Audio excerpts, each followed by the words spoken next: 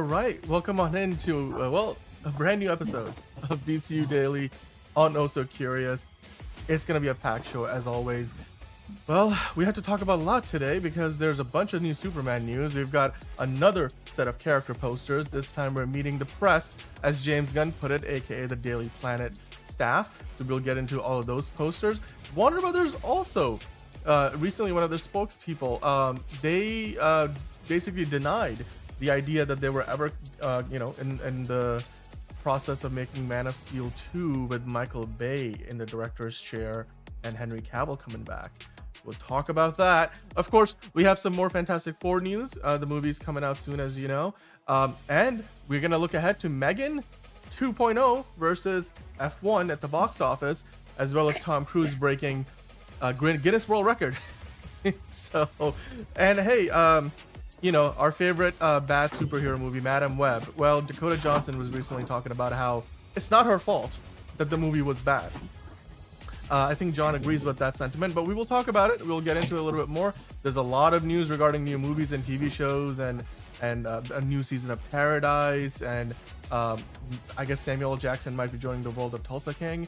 We have all of those things. We also have the DC times Fortnite news, some Clayface news, Supergirl. Are they moving Supergirl forward to the previous date that was held by Avengers Doomsday, since it's now coming out in December? Will DC Studios want to, put Supergirl in its spot instead, since that weekend is now basically open? We'll talk about that and so much more. Let's get the show started. It doesn't seem to matter what I do. I'm always the number two. All right, mister, I need to paint my abs on to get nominated. You don't see Robert Downey doing that. You're kidding. Robert You're Downey. kidding. I can't open the envelope without the... Warner Brothers is heading back into the Matrix with a new movie in the works. Wonder what other surprises are in store. I want to be Bruce Wayne. I like that. You're gonna love me. There's the shot right there. That. Okay, we don't need to see corns. Right there. You look ridiculous. Well, not no more, he don't. What, dude? I can barely understand you. Your accent's insane. What the needs now? Give me a hand up. Nope, I'm actually okay. Thank you very much. Oh, wow. Wow.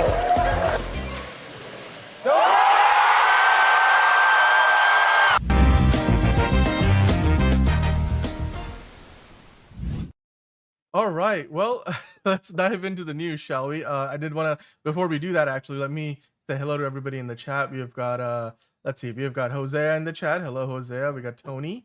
Tony's here. Hello, Monique. Jalen is there. How you doing, Jalen? Right Dude is here, of course, as well, and I'm sure more of you guys will be. Caleb just joined in. Honka honka, Caleb. How are you doing? So yeah, we've got a lot of you guys watching. Of course, like I said, there's a lot to talk about today, as per always. So to do that with me, also, as per always, I've got with me John. How are you doing today, John? Pretty good. I don't think we should have this up because we think can.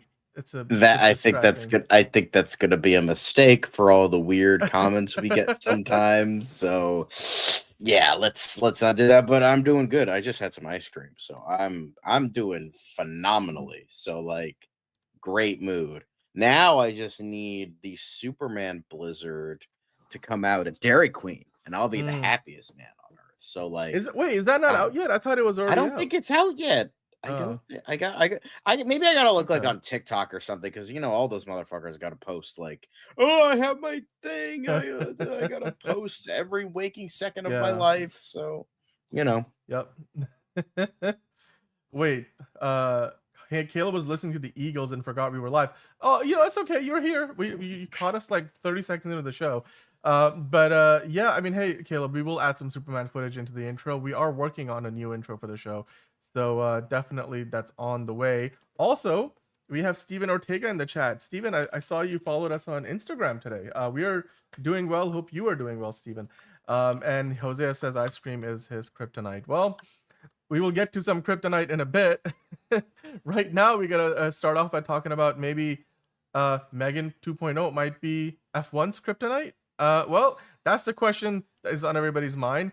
I want to start off by mentioning of course, this is early tracking, so that we are about 3 or so weeks away from Megan 2.0 and F1 coming out later this month. So the early look at the box office potential is out for both of them, and they're asking the question, will Megan 2.0 run Brad Pitt's F1 off the road at the US box office? So, John, I want to bring you and get your prediction on this first before we dive into the numbers.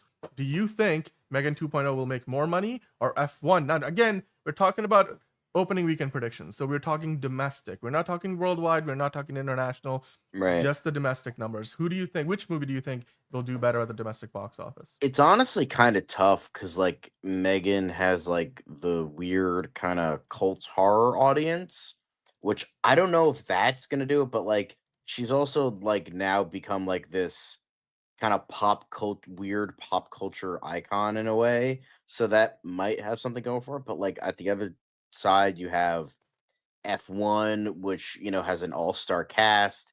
It has a great director who's making a huge comeback after Top Gun Maverick with his Days of Thunder movie.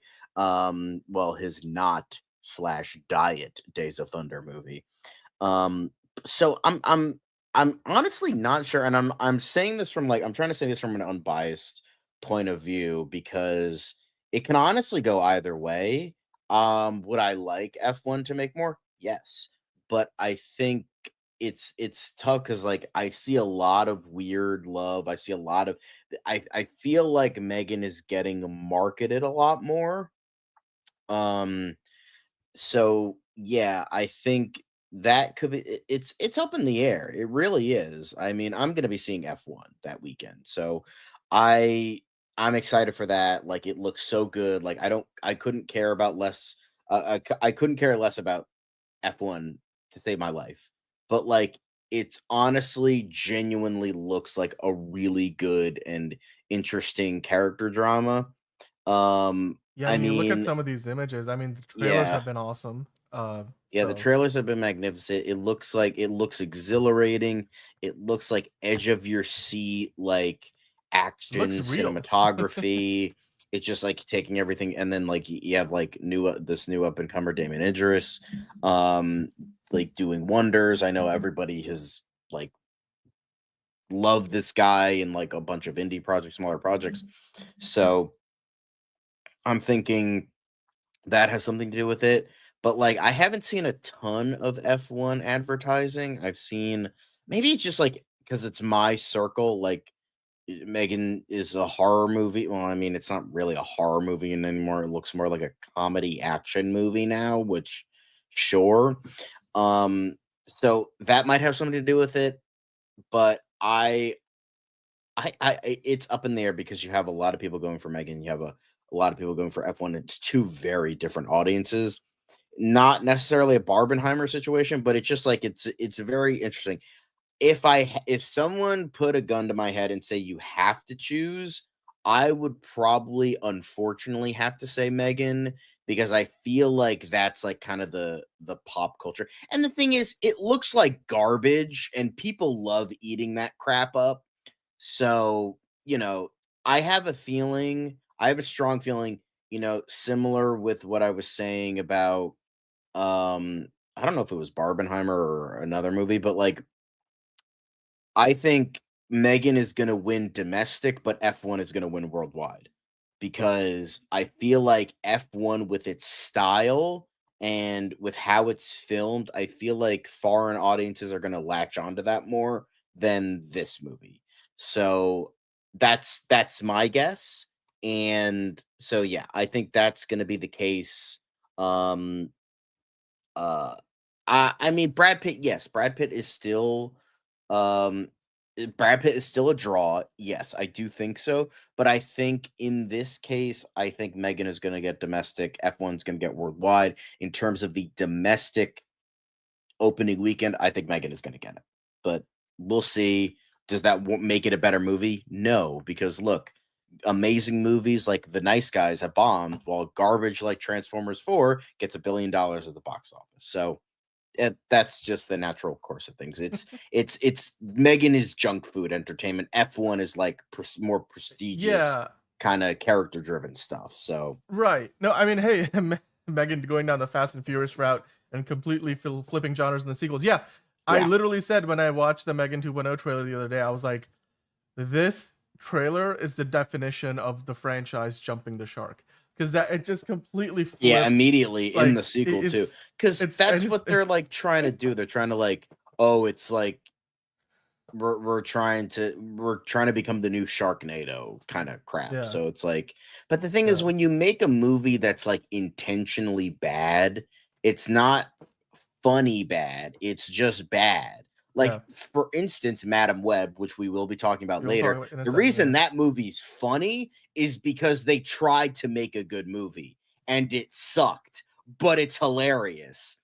Then there's movies like Snakes on a Plane and the Sharknado sequels that like, oh haha, we're in on the joke.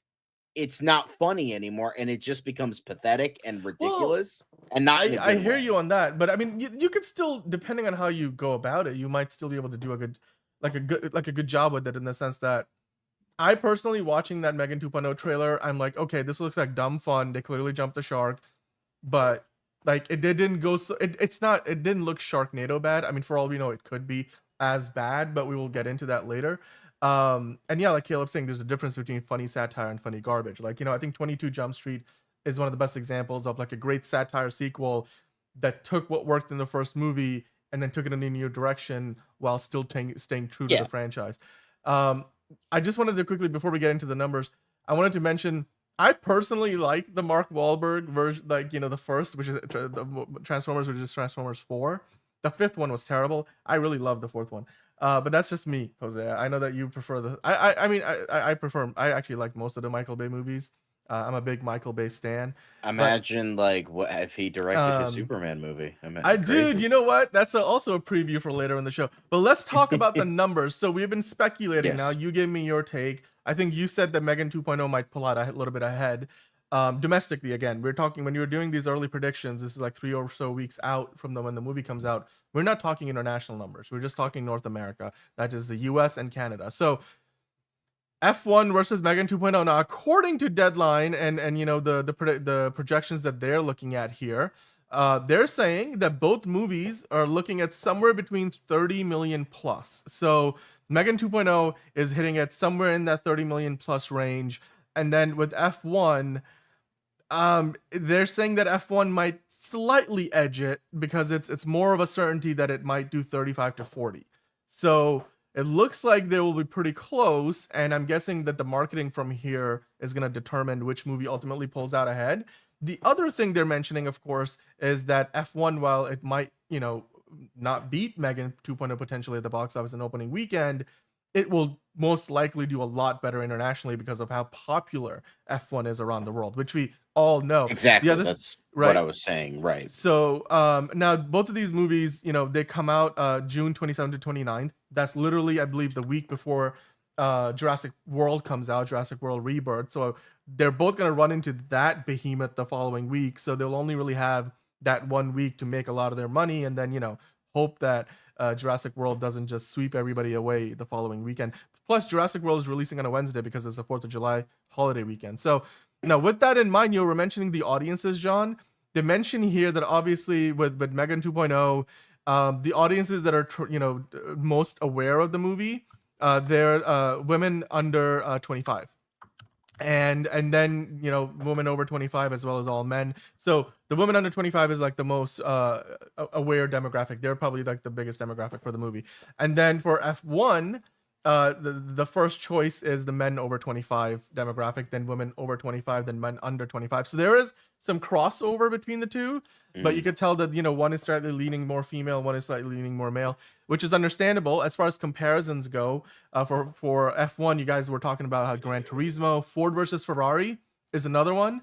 And as far as Ford versus Ferrari goes, that opened to around 31.4 million, eventually finished at like almost 120 million. So they're hoping that, with a budget of like $300 million for this movie plus marketing, F1 can do a whole lot better. Even if it starts out slow, it can potentially do a whole lot better. I mean, and even for Megan 2.0, the first movie kicked off to like 34.4 million and finished at 90 plus million domestically, which is like a really good number for where it started. And then 180 worldwide on a budget of just 12 million. So I think when it comes down to it, from a budgetary standpoint, these two movies are not even in the same galaxy. Because even with the second Megan movie looking like it was more expensive, I highly doubt they got anywhere close to 300 million, not even remotely close to that. So obviously, I think the story here is that F1 is under a lot more pressure to make money, especially considering how Apple movies over the last couple of years have largely flopped and underperformed at the box office. So can F1, which I think is probably their best shot yet, basically duck that pattern. So I mean, and then Steven, we will talk about 28 years later on a different day. Today there just wasn't any big update. I think I'm looking forward to it. John, I'm pretty sure you're a fan of the franchise. We talked about it yesterday. Hell yeah. So we will get into that on another time. But I mean, yeah, as far as Megan 2.0 and F1 goes, John, what do you think about the numbers? Are you surprised that they're both trending pretty close with F1 slightly ahead? And then obviously, the budgets for the two movies are vastly different. So I guess Megan could start off at 30 million and would be in a really good place, whereas F1, it has a pressure to now make money while you have all these other huge movies coming right down the line, because these movies come out right at the end of June, and then July is filled with, banger after banger after banger, from Superman to Fantastic Four to Jurassic World to even Smurfs. And so, John, are you surprised by the numbers? What do you think? I don't think it's surprising at all. I think it seems like a good range, and I'm curious how this will turn out, especially. And then somebody mentioned How to Train Your Dragon as well. I think that's definitely a note.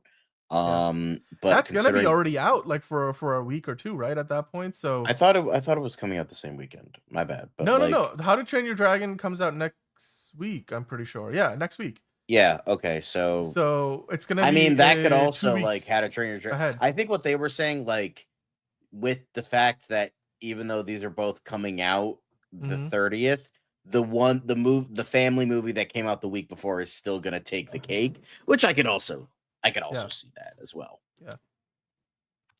I mean, this movie does look pretty cool. Like I'm not gonna lie to you. I think Megan 2.0 is gonna be fun. You can make this a double feature, quite frankly. Like it could be, what would you call it? Like F1 Megan or F Megan? I don't know. No. Formula Megan. No, it's F Megan 1.2.0.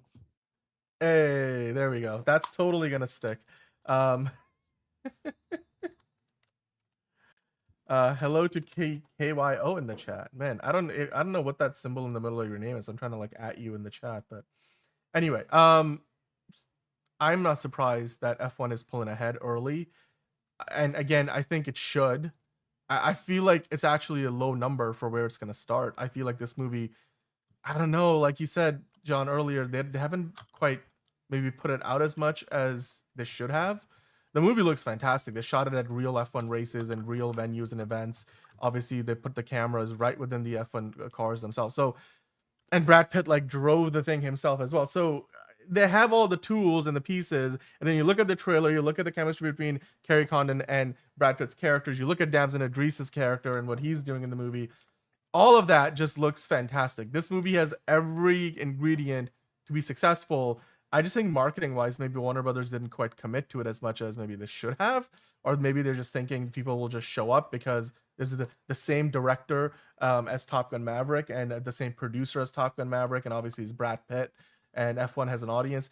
But I do worry, because if it starts out that low, like how high can it fly, right? Figuratively, not literally, but how fast can it go? How high can it fly? Because it will have so much competition. I almost wish they released this a different time of year, because imagine if it had the runway to make money, because right now it's going to be coming out in a murderer's row at the schedule, and hopefully the summer box office has enough in it for this movie to be successful. But I mean, F1 will definitely be the better visual spectacle than Megan 2.0. I don't even think that's going to be close, like in terms of just the cinematic spectacle that between the two movies. But I think Megan 2.0, again, with a much smaller budget, it's doesn't need to do nearly as much to make the money back and be profitable. Whereas F1, I mean, not that Apple needs it to be profitable. They don't need to worry about that. Apple's got plenty of money, but you would hope that this movie does well enough. you know, because like if it is compared to Top Gun Maverick made 1.4 billion dollars, including over 700 million domestically. I don't think F1's gonna get anywhere close to that, but yeah, guys, let us know in the chat if you're live or if you're watching after the fact. Let us know in the comments down below. What do you think, Megan 2.0 or F1? Which movie will edge out? Do you think it's going to be F1 that takes the cake on the opening weekend, or is it going to be Megan 2.0? And also, maybe even just let us know what you think about the worldwide number. We were just talking about domestic. Which movie do you think wins the race ultimately between the two of them for the box office crown? Especially, you know, given that right at the week after you get into July and all the big movies that come out then. Let us know in the comments down below. And right now, we're going to talk about, of course, a whole slew of trailers, because we got not one, not two, not three, not four, not even five. We got 6 holy cow trailers to get into today, John. So we're going to have to keep the reviews pretty short and simple and sweet so we can keep them rolling. But I want to start with getting into that James Bond First Light trailer, John, because these are a couple of the trailers that came out yesterday at that, I think, was it a PlayStation event? Was it? Or something like it was a gaming event. I forget the name of it, but you guys let me know in the chat. And they released a new trailer for a new 007 game. I watched it. It looks fantastic. The visuals aren't necessarily like the best in terms of like the quality of it, but like it's close enough to like a GTA game. So I'm fine with that. I think you saw the trailer, John, so I want to get your opinion on it. What did you think about the First Light trailer, the brand new James Bond game that's on the way? Oh, I think it looks fantastic. I joked. I mean, I wouldn't, but I joked that like, oh, maybe I'll actually get a console. Maybe I'll actually get a PS5 for this. I won't. I'll just wait 5 years and then have it be have it be ported to PC.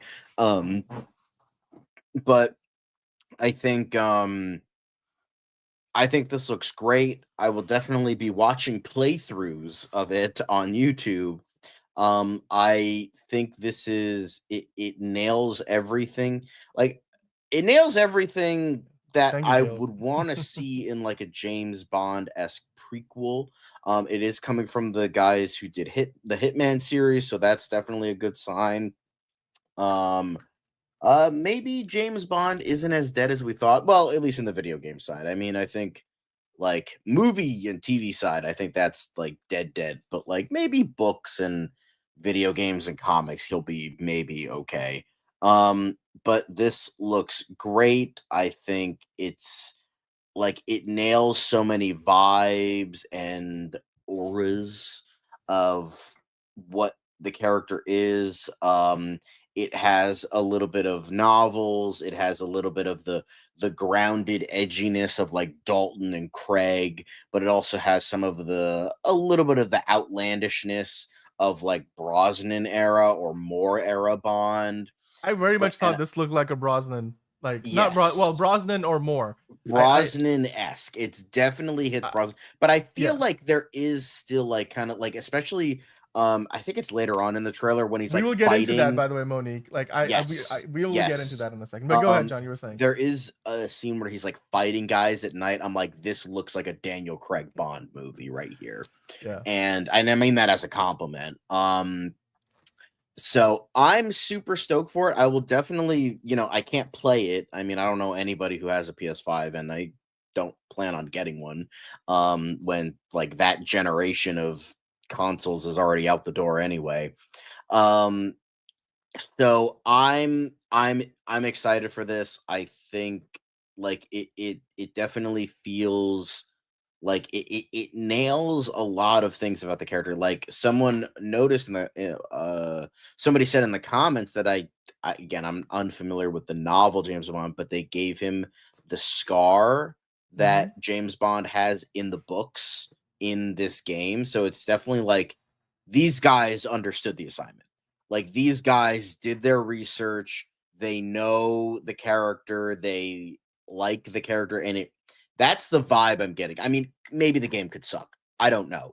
But like how this looks, how this is like you have like the Black This Money looks penny like the from the Pierce Craig Brosnan movies. era of like That the looks Q. very broad. Again, Yeah. it's like Craig Brosnan. I mean, Yeah. those were the last two Bonds, Right. so it makes sense that like Yeah. because a lot of people who grew up in the '90s remember the Pierce Brosnan era, even though they weren't really that great. And then obviously you have the Craig.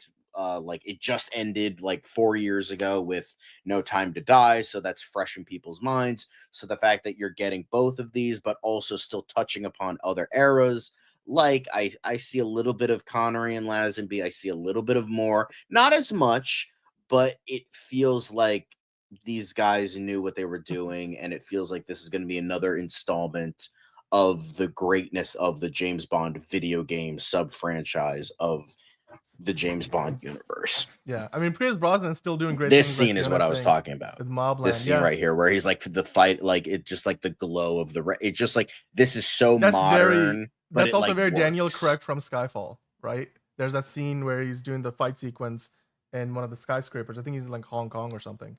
Feels Yeah. like that. Some of the lines, some of the dialogue is a little more on the cheesy side, which I'm like, it's Oh, a yeah. game, but it also is more like more the classic Bond. I loved obviously the logo. I love the music sting at the end, and the whole like this is a learning moment, like so whatever. Yeah. So KO saying I had the golden eye on Nintendo 64, dude. Yeah, that I mean that was what the last great James Bond video game. Yeah, just some geeky guy. Exactly. By the way, hello. And we got your super chat. We'll get into that in a little bit. But yeah, no, that's exactly. We did talk about that. I think Monique might have mentioned it earlier about the scar. So that was definitely great. I love it. I mean, John, do you want to give us a more of an insight on because people are thinking they know the actor who's voicing this version of Bond and who this is all based on. Do you want to give us more of an idea of who this person is? Because they might not be all that far off the mark either. Now, I am not totally sure. I mean, it's so I mean, you can see it right there in the article that everyone's saying that it's Patrick Gibson who now famously plays the younger Dexter Morgan in Dexter New Blood, or not New Blood, sorry, Original Sin. And I mean, it would make he's Irish, which also, buying into the Pierce Brosnan comparison. I mean, it looks like exactly like him, and it seems like, that's who it is.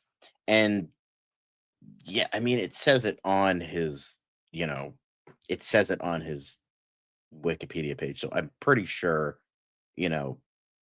that's who it is. But I think this guy has a bright. I mean, bro is already in two major franchises. He's Dexter and he's James Bond. I mean, obviously the latter of which is much more impressive. No offense to Dexter, but like, this character has been around since the 50s, 40s. So, it's really I mean, that you nailed it. Like like he, that really works for that. So congrats to him. And it seems like he's both the voice and the motion capture actors. I mean, yeah, like anybody can go in and edit Wikipedia, or it's not. Yeah, that's fair. But they're usually pretty good about like lying and not like, and they're pretty good about like keeping the information correct. So it seems like he's the voice actor because he is Irish. He seems like he's the voice actor and he's the motion capture actor.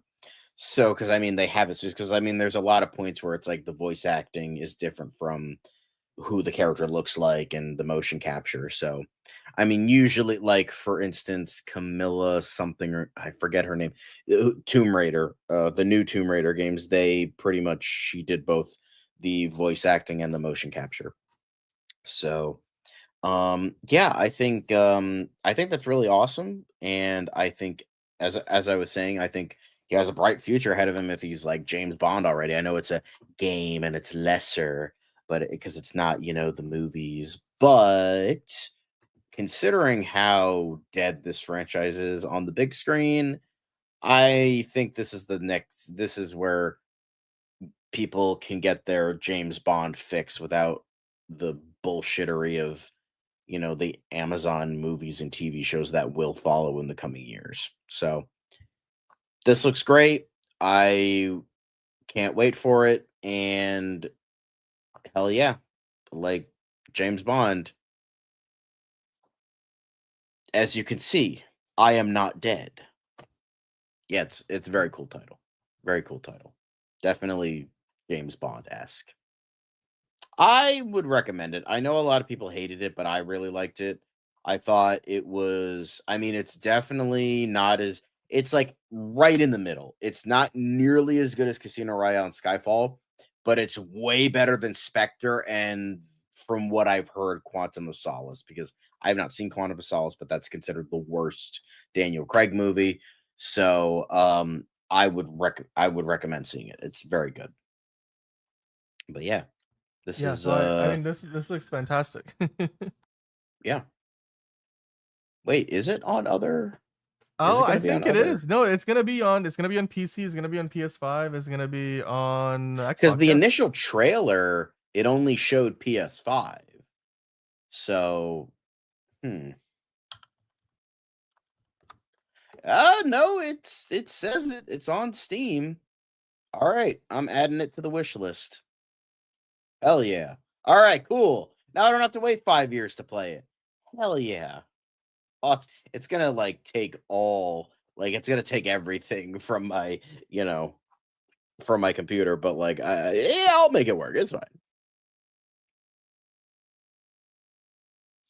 What's the other? Yeah, let's keep this going. What's the other 5 trailers? I have much to talk about. Yes. Marvel Games and Arc System Works team up for new 4v4 fighting game. Yeah, it's Marvel. It's got an anime style and it's a fighting game. It just comes off as, how do you do, fellow kids? We also like the anime. See that thing you like, anime. It's with Marvel. Please buy our game. That's what this kind of seems like. I didn't even finish watching the trailer. I'm like, okay, I get it. It's a fighting game. It's another fighting game, but it's anime style, because all the superhero properties have to do an anime style thing. Like you had, Batman Ninja, and then Suicide Squad Isekai, and then now you have this with Marvel. So it's all right, cool, great. Yeah. I'm not adding this one to the fucking wish list. I'll tell you that. I'll stick with James Bond. Thank you very much. Here's what I'll say. This surprised me. I had the complete opposite reaction to what you just said, John, because I watched it. I know anime isn't a style, but you know what I fucking mean. Oh my god, you fucking weebs! You're so goddamn annoying. God, this is why everyone makes fun of you. Fuck. Who are you?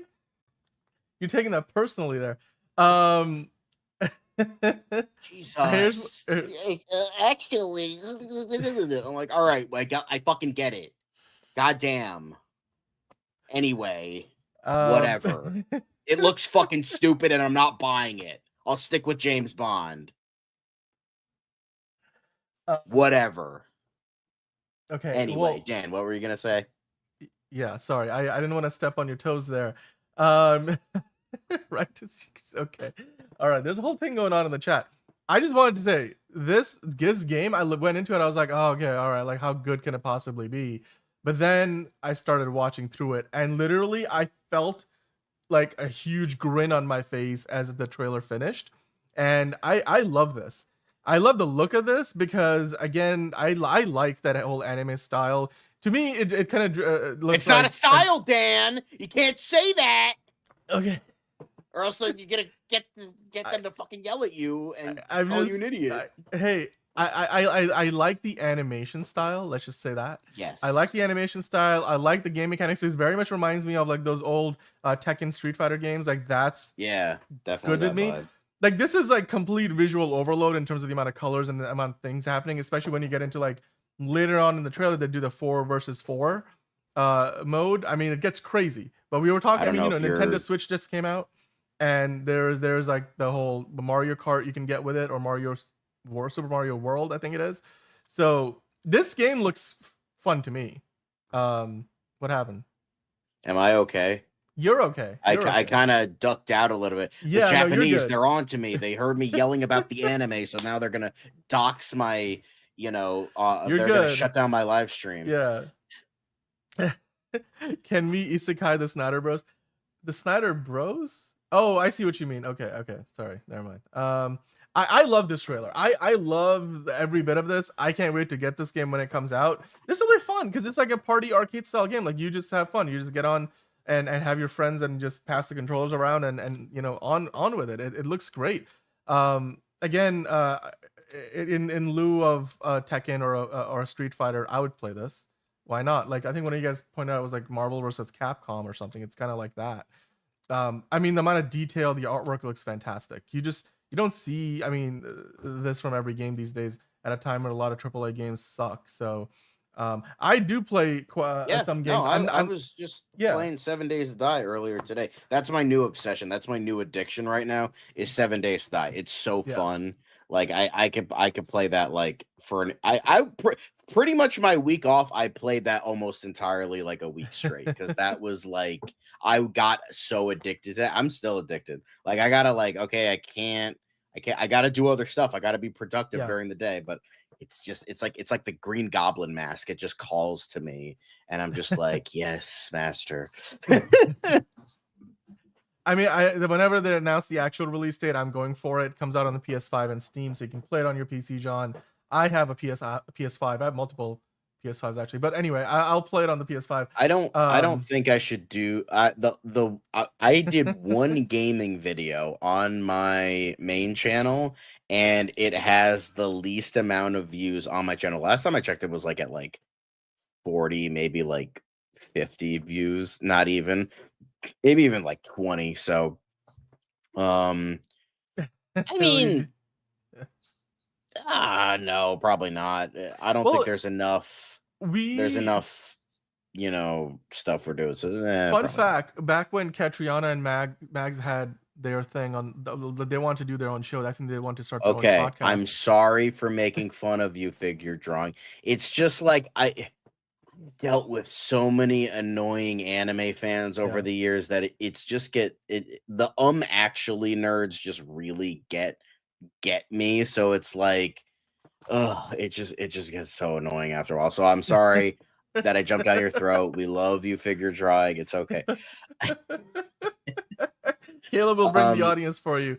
It's just like it gets so annoying after a while. It's just like goddamn. But like I understand. Like anime is one of those things I do respect. It's just like I can't get like outside of like Studio Ghibli, I can't like really get into it that much. You all like Rage John. Yeah, I mean people John, you get goated way too easily sometimes. But I want to get the new Switch. I couldn't get the pre-order. Don't and now be you a bootlicker, Dan. What now? You have to go to the store to get it. So I just need time. Figure drawing definitely hit a nerve. Kyo got one for his daughter. That is a boss move right there. Oh yeah, Caleb's not really going for the jugular. Yeah. But yeah, that movie's never happening, so I'm okay. That I've made my peace with that. But That's yeah, fine. I mean, Steven, as far as Nintendo goes, I'm gonna get the Switch too. PC Master Race. I didn't own the first Switch, but my sister did, so I got to play on that a few times. I still occasionally play PS4 from time to time with my friends, but now that that same friend now has a PC, I'm probably never touching that PS4 ever again. Because hey, look, I can now actually show you guys. Sorry, my dirty room. There it is. Well, you could kind of see my PS4 right there, my PS4 controller. But yeah, there it is. And I also have an Xbox 360 down there, and my PlayStation 2, and my SNES. So wow. See, I like consoles. I'm not just PC, but like it's just good. PC is more convenient because I'm already on it for like other stuff. Like we need to just do like our stuff video, like like that. Behold my stuff, and yeah, we just have Carl Urban on the thumbnail. There you go, perfect. My stuff. It's good. No, we'll do the body and then we'll put our face on top of it. I have the Deadpool game. That would be fun to show. But we gotta games, all that stuff. Great. Anyway, sorry. Yeah, we're getting way off track here. But yeah, guys, obviously we love the chat. Keep it going. That's I'm sure part we're of the gonna continue the meme, geeky conversation. guy. That's part of the joke. I will just say, like, that game looks pretty fantastic to me. I'll get my hands on it if I can when it comes out. Carl Urban, of course, is in the new Mortal Kombat movie. So, but hey, John, we have been looking for flying monkeys in all the wrong places, it turns out, because it's not where you think it might be. It's not in the Superman movie, apparently. But we do have some flying monkeys in Wicked for Good. And they put out a trailer yesterday. We didn't get a chance to talk about it yesterday, so we're talking about it now. I watched the trailer. I thought it looked fantastic.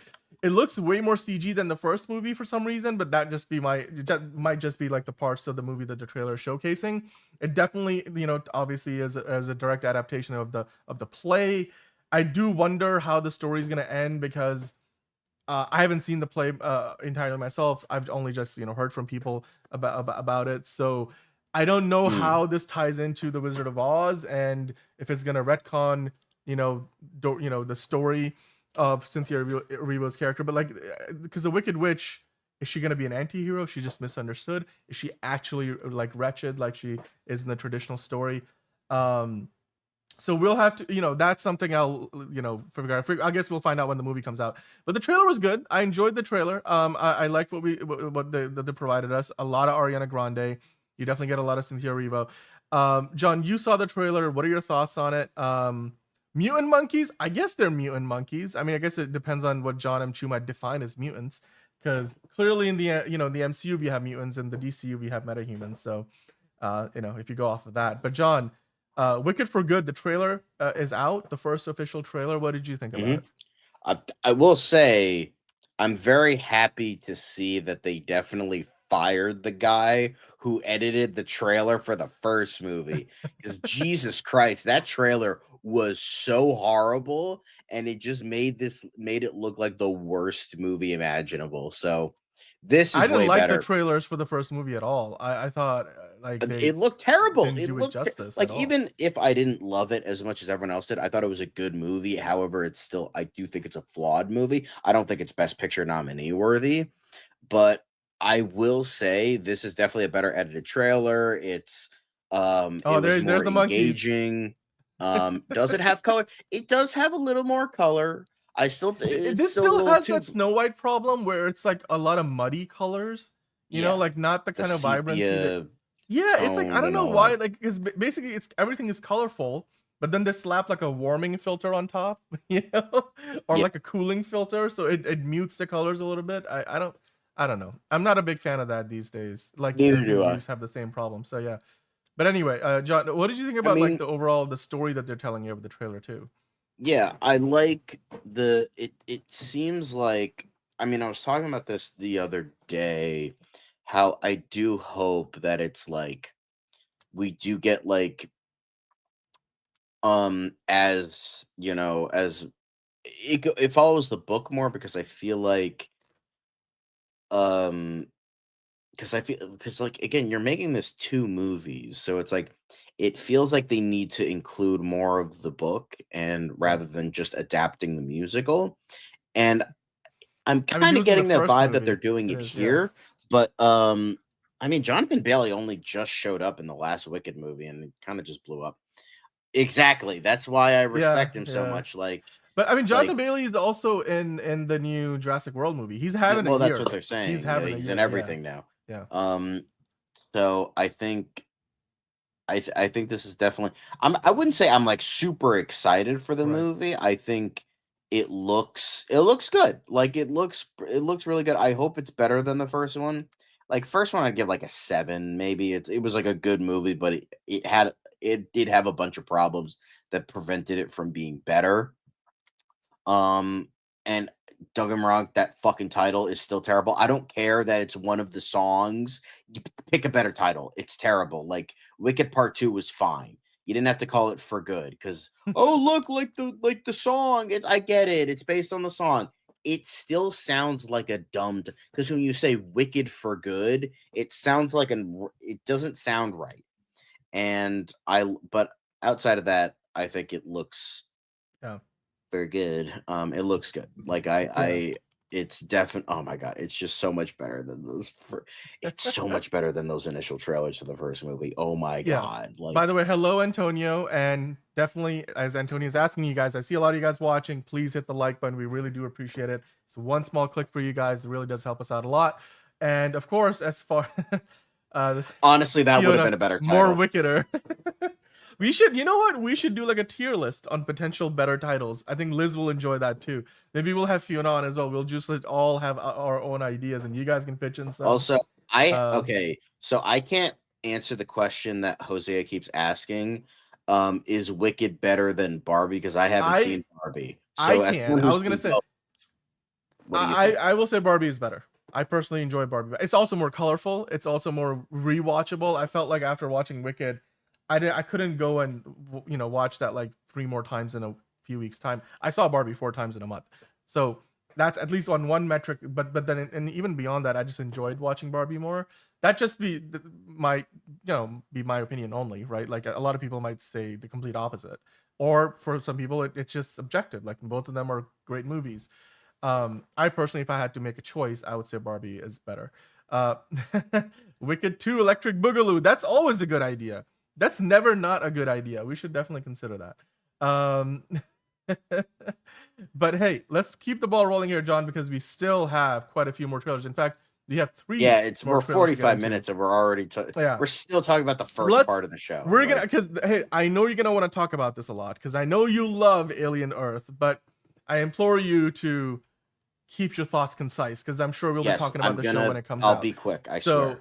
Let's get into it. The Alien Earth trailer dropped. It looks great to me. I don't know what you thought about it. I know you are the bigger fan of the franchise, so I'll let you take this away. Tell us what you thought about the trailer for Alien Earth. So I will keep this as concise as I can. I thought this trailer looked amazing. I am really looking forward to all the ideas they have. I like how the main heroes are synthetic humans, like the androids. And we're kind of and we kind of see like the initial ideas of like the synthetic humans, how like human consciousness actually transferred to synthetic humans. So it gives us something a little bit more of that rather than just like, oh, they're just an android. So like that's really interesting. I like the idea of like there's other species, not just the xenomorph, but other aliens, other predatory aliens that can bring in like other threats to our main heroes. I love how it has like an equal balance of the 70s blue collar like sci-fi that I really like. That was like Alien, kind of sort of Black Hole, Star Trek, like that kind of vibe. I like that as well. Like I love how Noah Hawley is actually sticking with what Ridley Scott introduced in Alien, even though it technically doesn't make sense. And then like Ridley Scott tried to retroactively like do something with Prometheus and Alien Covenant, and it just didn't work. Here he's sticking with the the continuity that was introduced. So I liked that as well. I love this trailer. I can't wait for it. Like it looks so unique and so interesting. I hope that it's not one of those things where it's like, oh, it's amazing, and then it gets canceled after 1 season because people tend to do that a lot. But I thought this was an amazing trailer, and I can't wait for the show. Yeah, I mean, to me, this looks like a Terminator times Alien times Predator sorta. I really like the premise of how they're going about this. Obviously, it takes place in the future relative to where we are in like 2025. Noah Hawley, though, I think is as somebody who has seen more stuff by Noah Hawley than overall Alien stuff, because I watched the first 2 movies. I've seen Prey, and I've kind of skipped a lot of the other stuff. I've only seen Prey is Predator, not Alien. Right, but I mean, I guess now they're all like part of the larger cinematic universe in my mind. But anyway, so yeah, and then Ridley Scott's Prometheus was not very good. I tried to watch that, couldn't get through all of it. But yeah, it had some interesting ideas. It just fell flat in a lot of areas. Like this here, I think is like Noah Hawley's. elevating the material in a way that maybe we haven't seen before. Like Yeah. Hosea, even like, is not a fan of horror, but he's intrigued by this. And then oh, Badlands is live action. Oh, you're talking about Predator Badlands, right? Okay, sorry. I was talking to Steven in the chat. That movie does come out in November of this year. Yep. Killer of Killers drops today, guys, and we actually have some reaction. Was it today? I think it drops tomorrow. Tomorrow? Okay, well, it might be today by the time we talk about it. So, but hey, Alien Earth comes out August 12th. The trailer looks fantastic. It's gonna be FX on Hulu, so do check that out. Let us know in the comments down below what you thought about the trailer. I thought it looked fantastic. The marketing for this has been measured but amazing. So I've been enjoying that. Caleb saying you keep pushing till it's understood that these Badlands start treating us good. Yeah. Antonio saying, yeah, he did the Fantastic Four, that people are now sold more tickets. We'll see. You know what? We will get into the Fantastic Four ticket sales later on. I think one of you guys pointed that out earlier. Just some geeky guys super chat. We're saving that for that part of the show. That's going to be in the quick hits. But John, there are a couple more trailers here. So Kiss of the Spider-Woman dropped a trailer, the Jennifer Lopez movie that comes out later this year. It's razzling and dazzling in its musical form, with Diego Luna, of course, also in there. Bill Condon's latest movie. It's of course based, on this stage musical by Terrence McNally, which was based on the book. So like it looks good to me. It looks interesting. Of course, it's Pride Month, so there's definitely some connections there. You have a gay hairdresser named Louise who's serving a prison sentence, imagines her films to escape the horrors of his present day in 1981 Argentina during the Dirty War. So, John, what are your thoughts about this trailer? It looked pretty gosh darn good to me. I enjoyed it. I mean, your mileage may vary with Jennifer Lopez, but the trailer looked great. And Diego Luna, of course, coming off of Andor. I'm like, give me anything Diego Luna. So what do you think, John? I don't like it. Definitely gives us like at least what the quotes in the trailer were saying, it definitely gives us that like vibe of like classic Hollywood musical, and that's interesting. I'm probably not gonna watch this. I mean, the original's a classic. It had William Hurt and Raul Julia. Like that's gonna be a tough and obviously you also had the original musical on Broadway, but like if we're just comparing films, that's going to be a tough like movie to live up to, especially with Hello Manos, like someone like Jennifer Lopez. Like I don't know, it just I thought she did well in this trailer. Obviously, she can sing and all that, and the vibe seems there. It's just like I don't know if I can like take it seriously because it's Jennifer Lopez. Like I don't see her in like esteemed classic Hollywood vibes or like whatever this is doing. Bill Condon, he's kind of hit and miss. So I'm probably not gonna watch. I'll probably just go watch the original movie because that's classic. So nothing really excites me about this. Nice, Caleb. I appreciated that. It's just kind of for me. Like it didn't do anything for me. So yeah. By the way, Manos Time just coming in hot with some breaking news about the Superman lawsuit. I've saved your chat. We will get into that later in the show. I'll go find that article. But I mean, this looked fun. It looks fun. I mean, again, mileage may vary with musicals. We've seen, nowadays I feel like musicals aren't quite the main genre. Back in the 60s, like it was the era of the musical and MGM and but today anytime they come out, Hollywood loves them because old Hollywood loves their musicals. But so far this looks amazing. I can't wait for it. Diego Luna, J-Lo, the cast is there. And Diego Luna's got the chops. Also, he's got the vocal cords to match. And of course, Jennifer Lopez can sing as well. So, yeah, we'll get into that more so when the movie comes out. It releases this fall, so it's still a good ways away. But John, there was one more trailer. Maybe this is definitely on the lesser known side, but of course, Luke Besson's Dracula featuring Caleb Landry Jones dropped a trailer. You got a chance to see it. What did you think about it? this is one of the cases where I'm like, again, I'm kind of this one's I'm more on the fence about because I mean, we just got Robert Eggers' amazing They've Nosferatu compared it. I mean, remake. a lot of people will So, do the exact same comparison. Yeah. but the vibe I'm getting from this doesn't feel like Luc Besson's Dracula. This feels like Luc Besson's remake of Francis Ford Coppola's Dracula. So it like the lavish costuming, the ostentatious, like artsy kind of, I don't want to say pretentious because I do like the Francis Ford Coppola Dracula. It's a great movie, but it just has that over the top like theatrical kind of vibe to it, and plus they're bringing in elements that Francis Ford Coppola introduced in his version, like him like the direct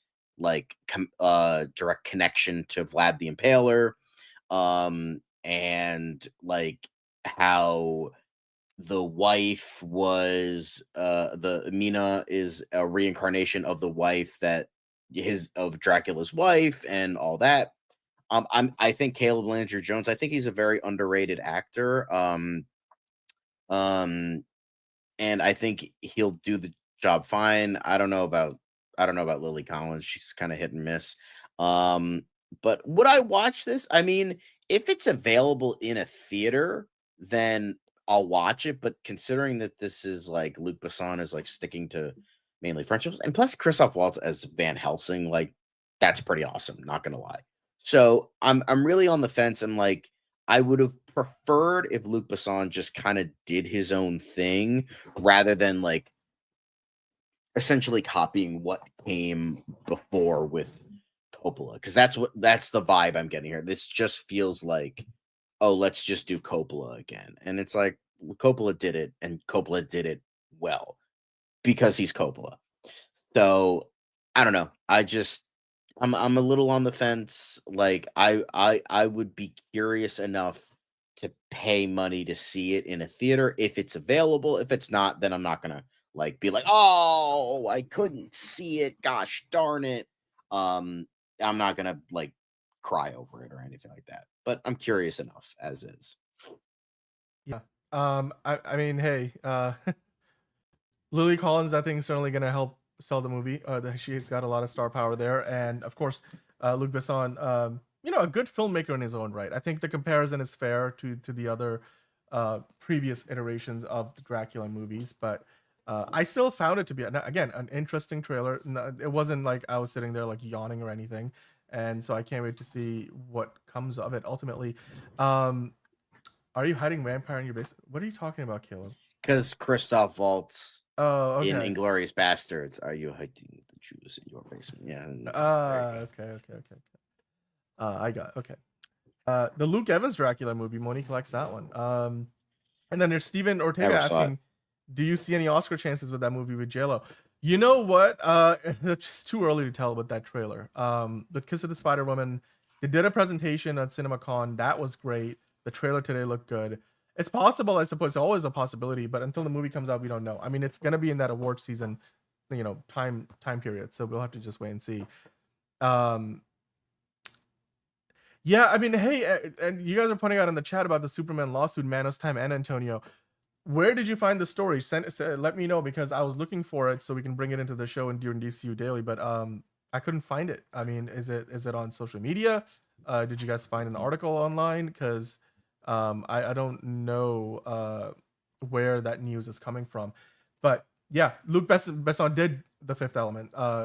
Thank you, Jose. Sorry we didn't get a chance to answer your question. Yeah, but, he did The Professional and yeah, all that stuff. but hey, you know what? Another trailer that looks good. I feel like we had a lot of good banger trailers today, and it's rare that you have like all trailers, be at least good, to all the way to great and awesome. So hey, let us know in the chat down below, guys, or in the comments, if you're not watching live, what you think about all those trailers. Did you like Kiss of the Spider Woman, Alien Earth, the Dracula movie from Luc Besson? There's also the the new Marvel game that looks like a Tekken Street Fighter like game. Of course, Megan 2. Well, actually, no, we talked about that earlier. The James Bond First Light video game, and then the Wicked for Good trailer. What did you think about that? Between all 6 of them, which was your favorite? Let us know down below in the comments. In the meantime, we're gonna move on to our next news story. We have a couple more to go before we get into the quick hits. So, well, I was going and scrolling on social media earlier today, looking for stuff to talk about on the show, and I came across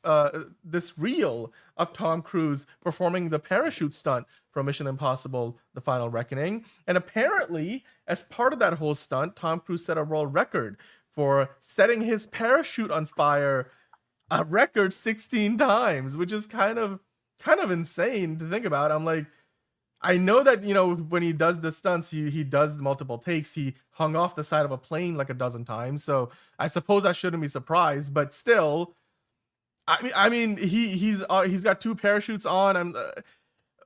But can you imagine, like, John, if this thing goes wrong even once, right? He's fallen out of a chopper. He's got the parachute that he's flying out, like, set to go, basically be alight and on fire and destroyed. And if his actual parachute doesn't go off, what were they gonna do? Like, have a net for him to fall into? I mean, the craziness behind this at this point is kind of, hard to overstate just how wild some of these stunts are. I mean, this to me is the closest thing to, like, what Buster Keaton and Charlie Chaplin, especially Buster Keaton, was doing back in the day. But they didn't have harnesses, they didn't have safety padding. They were just like rolling down the hill, jumping across the rooftops and hanging on to planes, trains, and automobiles. They obviously did do some CG trickery to kind of like make it look like he didn't have a second parachute. But still, John, he took this risk 16 times, and I bet you probably even more than that, just to practice the stunt. Were you surprised that, again, after having talked about the plane stunt, the stuff underwater, that even then there was some more stuff left for Tom Cruise to do that's record-breaking enough for the Guinness Book of World Records to give it, a spot on their list? What are your thoughts on this? Tom Cruise is gonna fucking die on camera. So wild. I'm gonna keep saying it until it happens. Oh, God, if you I guys don't want it to happen, but it's just like, the man is just gonna, like, that's him right there. Yes, he has another parachute, but can you imagine, for the slightest moment, if that second parachute does not go off, he's gonna basically Top Gun himself. It's gonna be like Rooster. Like, God, I can't imagine, like, doing that thing once. Not to mention, like, they talk about it in the reel, John, that there's a trick to this, because he has to kind of like twist away from it or push away from the parachute, because the last thing you want is a burning parachute falling on top of you and you burning all the way to the ground. So he talks about that. We're gonna keep it safe. There's a technique to this. I'm sure he practiced it a lot before. They soak that parachute in like whatever fire, whatever kind of liquid that sets it on fire. I mean, Ludacris is commenting on this, saying effing legend. It's amazing. It's crazy. It's wild. And I didn't even know that this is exactly how they accomplish this. It's real fire. It's a real Tom Cruise, and they're both flying horrendously close to each other before he has to like unlatch from that and set up his own parachute. I don't know. It doesn't cease to amaze you, right? Like, that's the one thing about this. Oh no, he's got his own life insurance policy, like a custom life insurance policy. You don't go off of the studio's policies for his work. He's got his own policy. So I'm not surprised by that. And there's stories about, like, how somebody was like, we can't insure that. They were like, all right, we're going to get the next broker to insure us. I think Matt Damon tells that story all the time. Once upon a time, Tom Cruise had trouble getting insurance for his movies. Yeah, man, as time, it makes you wonder how crazy this guy actually is to want to do all these crazy stunts at his age. Not only that, the reason why he's got the world record from Guinness is because he didn't do it just once. I feel like, in most situations, if somebody was just crazy enough to even do it once, if a stuntman was crazy enough to do it once, they'd be like, okay, this is a one and done. Like what was the Inspector, right? In that James Bond movie that blew up that whole compound. They were like, we got like 5 cameras or however many cameras they had. We got one shot at this. Once this is gone, it's gone. So, like, you better get your shit together. And then also in The Dark Knight, when they blow up that hospital with the Joker, they got this one chance at this. Tom Cruise is like, no, bro, I'm gonna do this 16 times. That's crazy. Yeah, he is Vandal Savage. He could be. You know what? If Tom Cruise goes into the DCU, give him the mustache, give him the long. He has already got the long hair right now. he can pull off a Vandal Savage. Probably gonna be a bit of a whitewashing situation, but so I mean, there's he was that. like a Neanderthal, like way back when, so it's not really like what do you? I mean, unless he's like appropriating a species that doesn't fucking exist anymore, then I think they should be fine. Yeah. Well, I mean, hey, like Fiona was saying, he's an alien in his mind. LOL. Yeah. Well, I mean, hey, if you know his beliefs, then you might not be all that far off the mark. But anywho, let's move on.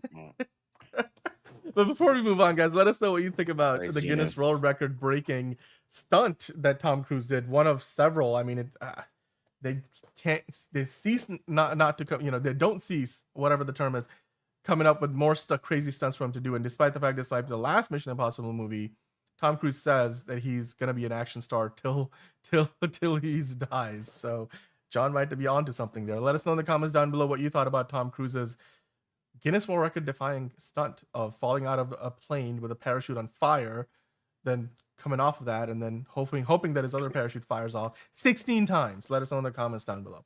All right. Well, we have to move on to the last news story before we get into quick hits, John. And that, of course, is going to be probably the most fun story that we've done so far. I want to get your take on this, and then I want to get the chat's take on this, which, by the way, guys, if you're in the live chat, hit the like button. We really appreciate it. If you're watching after the fact, hit the like button. It's one little click for you guys. It helps us out a lot. But let's start off by getting into Madam Web. Madam Web, of course, the movie itself sucked. And I'm sure a lot of people looked at it like, oh, God, you know, everybody's phoning it in. Dakota Johnson's phoning it in. Sydney Sweeney's phoning it in.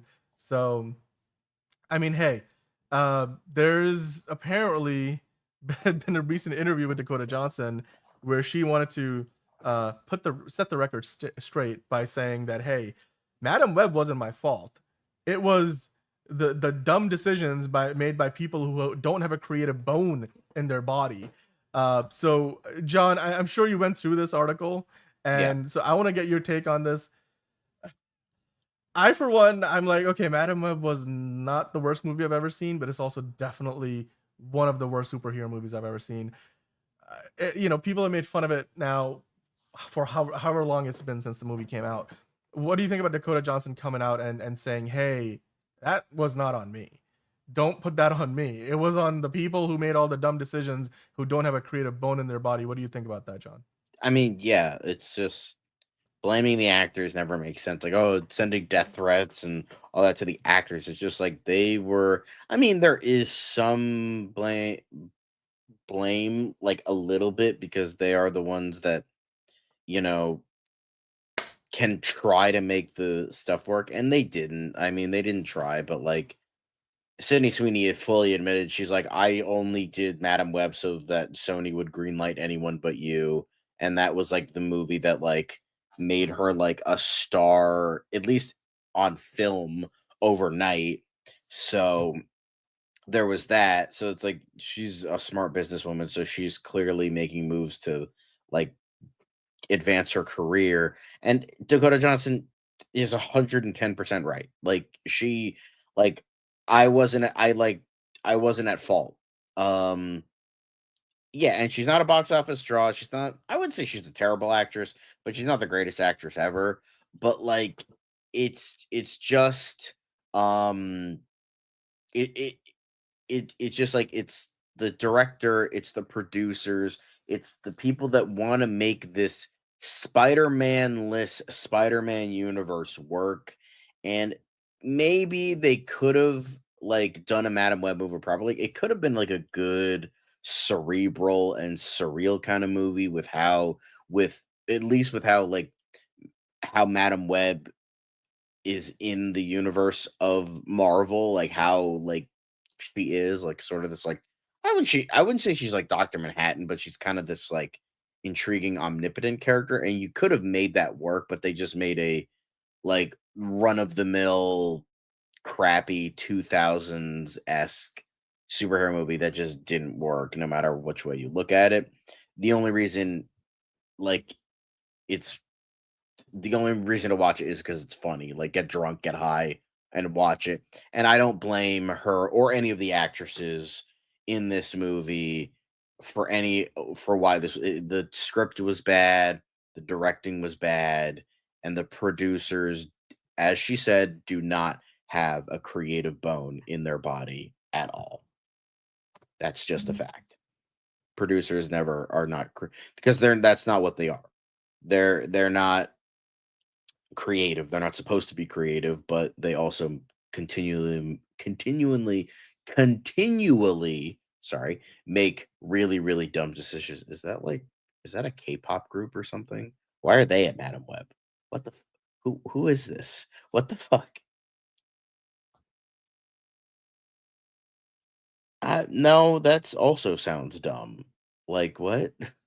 I don't know. It's just like they could have made it work. Like it could have been like maybe like Tree of Life or something, like kind of like a Terrence Malick movie, like very weird and like out there. Like you could have like made that like so like bonkers, or like a David Lynch movie or something. Like because with how like the surrealness of the character can go, they could have done that, but they didn't, and it was just bland and stupid and terribly written. So yeah. No, that's accurate. But yeah, I agree with Dakota Johnson. It wasn't her fault. It wasn't her fault at all. I mean, maybe she tried, maybe she didn't. I don't know. But if she's saying like she tried and it didn't work, then I'll believe her. She's, you know, she's lambasted this movie for like years at this point, and it's just like, yeah, no, that makes sense. That makes sense.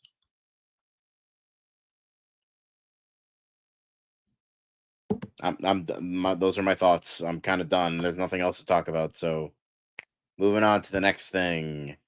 Da, da, da, da, da. Quick hits time. Yay. We're gonna start that Bossa Nova elevator music, guys, and we're gonna vibe. We're gonna vibe until Dan gets here. So, yeah.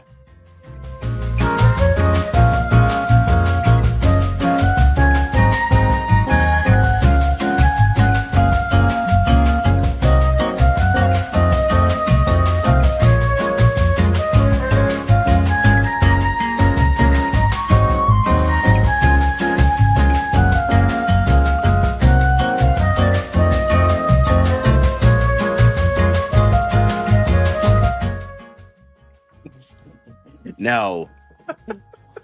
I should have stayed off. You know what? Okay, John, go ahead.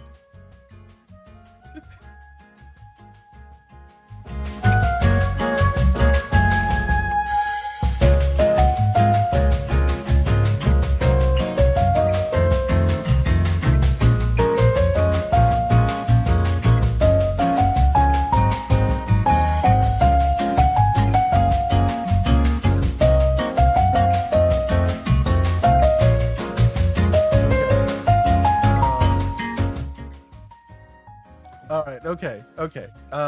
Sorry about that, guy. Okay. Well, I guess my 2 cents on the whole Madam Web. Yeah, not surprised. But The Materialist does look good. The Materialist, that movie, the reviews are good so far too. We might talk about that soon. But anyway, let's get into the quick hit, shall we? So, the very first quick hit we got, John, is Doctor Who leaker reveals why Billie Piper was cast as the 16th Doctor and what it means for season 3 of Doctor Who. So let me get to the quote right here. Apparently, it was a last-minute decision, and the plan was for us to get a cliffhanger regeneration as recently as the premiere of the show. But by the time we got to the finale, they changed their minds. This leaker does not believe that season 2 either confirms plans for a renewal or season 3 with Piper, but front and center. Instead, it seems more like stunt casting to round off Davis's return and kind of wrap up the New Who era by bringing it full circle. So what do you think? I mean, he's saying they just basically pasted her face into Ncuti or Ncuti body. Yeah. So your thoughts, John? They're saying this insider is saying that this is a stunt casting. They're not even. We don't even know if you're gonna get him next season. So yeah, I mean, I could have told you that. I told you that. It was stunt casting. That was the whole thing of like, oh yeah, let's bring Billy Piper back because the show is failing and the ratings are shit. So we brought back David Tennant. Let's bring back Billy Piper and now as the Doctor for some reason. So I don't know. I'm curious if the show is going to continue.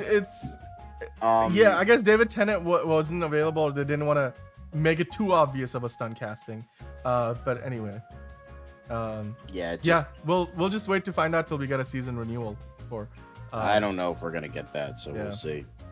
Well, the next quick hit is the first reactions for Predator: Killer of Killers, which are saying that it's the best movie in the franchise. Of course, it premieres June 6th, John, which is in a few minutes from when we are doing the show.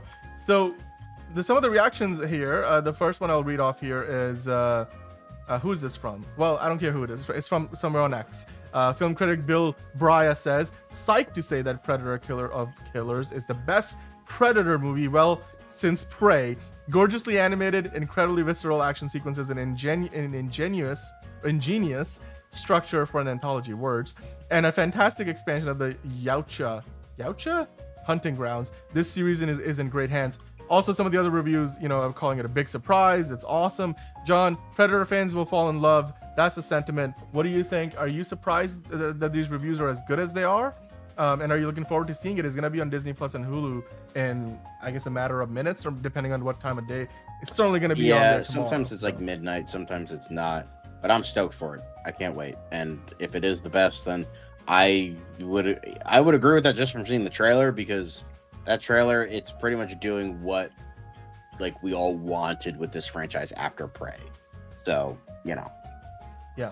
No, I mean it's all good things. I mean this franchise is on a winning streak of late. So, good for it. Speaking of winning streak, Stranger Things 5 is starting a winning streak for Netflix with its premiere date announcement video. Remember we talked about it a few days ago with the whole To Doom event? That video alone, which isn't even really a trailer. They don't really show you any new footage, but they give you the dates of when the 3 volumes of the final season are going to release, and that video got 250 million impressions, which broke the record for Netflix. Sean, are you surprised that it's as popular as it is, or are you just like, okay, well, it is the final season of Stranger Things, which was like the first big, really big, like, Squid Game, like, biggest show in the world that Netflix had. What do you think? 250 million. That's basically like what Superman got, right? The first trailer. So, what are your thoughts? Cool. Cool. I mean, hey, Caleb's gonna re-binge the whole show in preparation for the final season. I think you. Yes, the 4-season show that lasted a decade. Well, that's how they roll. I mean, the 4th season also had like 4 movies in it. So anyway, Peacemaker. They put a call out saying, "Listen up, nerds. James Gunn is hosting a rewatch podcast for season 1. The cast is joining, so send in your questions and comments. Tell us what you want to know by June 11th, and we might just make your day and discuss your weird theories. Stay tuned for updates on the podcast." John, your thoughts on Peacemaker season 1, questions and comments for James Gunn. Are you going to be one of the nerds submitting a question or fan theory for James Gunn to answer? Maybe. We'll see. I mean, hey, if I have time, I might do it. I guess it depends on where do they say you do this? Oh, question and comment. I guess you could just comment on the post, which people are doing. So anyway, cool. Good, cool. Tight. So, Fantastic Four: The First Steps. Another poster out in the wild. This one shows off the Fantastic Car, a little more of the landscape of the New York City they live in. Definitely got that 60s vibe. Herbie's going grocery shopping, or I guess I don't know. He's got a briefcase in his hand and something in a bag. I don't know what that red thing in the back is. Maybe that's for Franklin Richards. I love the look on the thing's face. He's doing that Anthony Mackie. Yeah, impression. I think we showed this like the other day, but yeah, I think this is a little too busy for me personally. There's a lot going on. I liked I think it was the Dolby poster a lot more, where it looked like the retro, like 50s, 60s kind of look. Come on, kid. Give me the baby oil. I do like the poster. I personally like this poster. I like it's giving you a much more of the vibe of the world that they're a part of. All right, but the next thing here is, John, basically we're getting a video here, video presentation of the Fantastic Car popcorn container, as it were. And I'm actually, you know what, looking at this, and it does look like it's not made of cardboard, so that's good. But unfortunately, I don't know if this thing holds a whole lot of popcorn in it. When you look at it, it's kind of like that thing of, you know, if you want to pack in your car with a bunch of boxes for the move, you're not going to bring your Lamborghini out for it, you know, kind of situation. You wouldn't put your, I don't know, extra large popcorn bucket and dump it in this. Yeah, I never put popcorn in my popcorn buckets.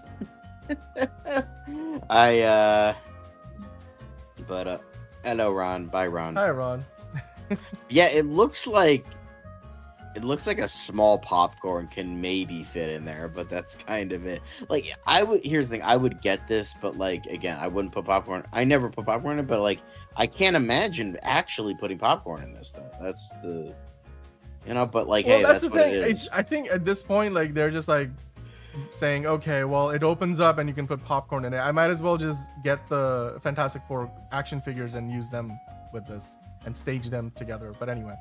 Hey, Fantastic Four, I think we had just some geeky guy come in earlier with a super chat saying Dr. Manhattan voice is 2021. No Way Home broke ticket records is 2024. And Deadpool and Wolverine broke ticket records and it's 2025. And both Superman and Fantastic Four broke ticket records. Well, some of that is a little bit of foreshadowing potentially because Superman tickets haven't gone on sale yet. We will talk about when though. They're coming pretty soon.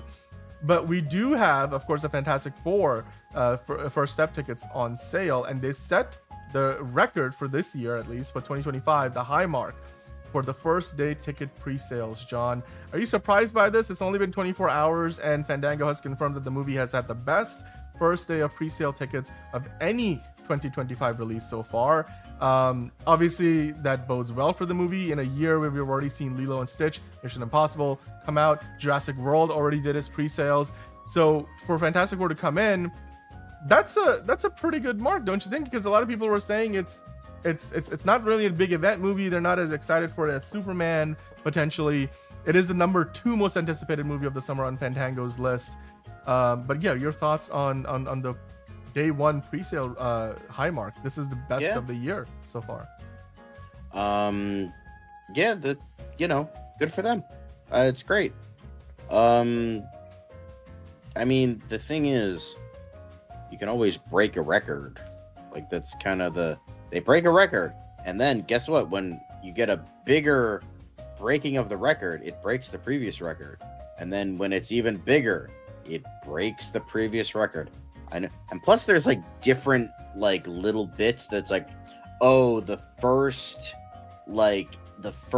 day within this amount of time and this many tickets on this website, that's it. Like, so like, it might not be like, oh, it might be for Fandango, but it's not the same for AMC.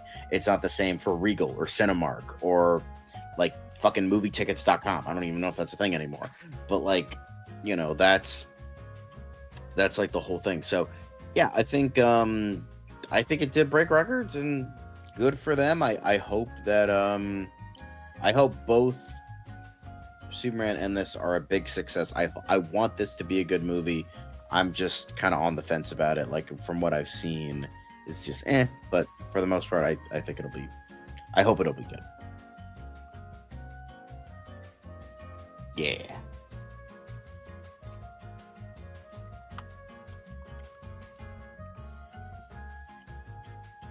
You're muted, Dan. Sorry. I was going to say how fabulous, as Caleb was saying. I like the trailer so far. I'm cautiously optimistic about the movie. Steven saying, is it surprising to you that the ticket sales for Fantastic Four are better than Brave New World than Thunderbolts being okay, not doing so at the box office? Okay. I think what you're trying to ask is it surprising that the ticket sales for this movie are as good considering the previous 2 Marvel movies we got so far this year and how well they performed, or not well? I'm not surprised, because I think this was always going to be potentially the biggest movie. You know, thank you, Caleb. Biggest movie from Marvel this year. So, yeah. It is a good win for Marvel. Definitely a good win. Well, let's keep the ball rolling here, John. AMC, remember we talked about how they made that dumb move to play commercials with trailers before the movie starts? Well, apparently, not only are they going to do more commercial screenings before the movie starts, along with all the trailers they give you for the half hour before the movie plays, they also have included a platinum spot that will run right before the movie starts. And to me, this is especially problematic because at least when you're watching movie trailers, you're getting in the mood for the movie, right? Like we get into this like routine of, oh, we see Nicole Kidman. All right, okay, calm down, guys. It's time for the movie. Put your phones away, and you're in the mood. Despite the fact that we hate the commercial from Nicole Kidman, but if you just get a random commercial for Tide Pods or something, like that completely takes you out of it, right? It's like kind of like having a commercial play on a YouTube video or a thing you're watching on Hulu or whatever, right in the middle of a scene. What do you think, John? It's fucking stupid, and the fact that AMC is like doing this is like so dumb, and I don't understand it. It's like, don't get me wrong, like I even ranted about this to my mom where I was like, honestly, I'm sick of so many streaming services that I want to go back to like cable where I have to sit through commercials because I'm so sick of all the streaming services that you have to buy, as well as apparently relinquish your rights to sue the company. So there's that as well. I do believe that, but like at the same time, now this is getting ridiculous because now we're reaching a point. The only reason I've wanted to actually sit through the previews in this, like, recently is to maybe catch the Superman trailer. And I hope to do so eventually with my dad not yapping in my ear for no reason. But I hope to actually, like, sit and watch it and appreciate it. But that's literally the only reason why I'm early. Like, because usually if, like, I'm... and if it's for a big mainstream movie, usually, like, regular movies are like 15 to 20 minutes, but like if it's like a Marvel movie, you're sitting to like 30 to 35 minutes of trailer. So I'm like, okay, cool, my movie's at 2. Well, I can leave the house at 2 o'clock, get to the theater, which is about 15 minutes away from my house, and get my popcorn, sit down, and still not have seen Nicole Kidman or the breakdancing Coke commercial yet. So it's like, it's ridiculous. Like now, because now there's like a thing where it's like somebody was talking about, like, I think it's in Connecticut or like somebody else where it was like, we should have it so that the movie that when the movie time should be when the movie starts, not the previews. Right.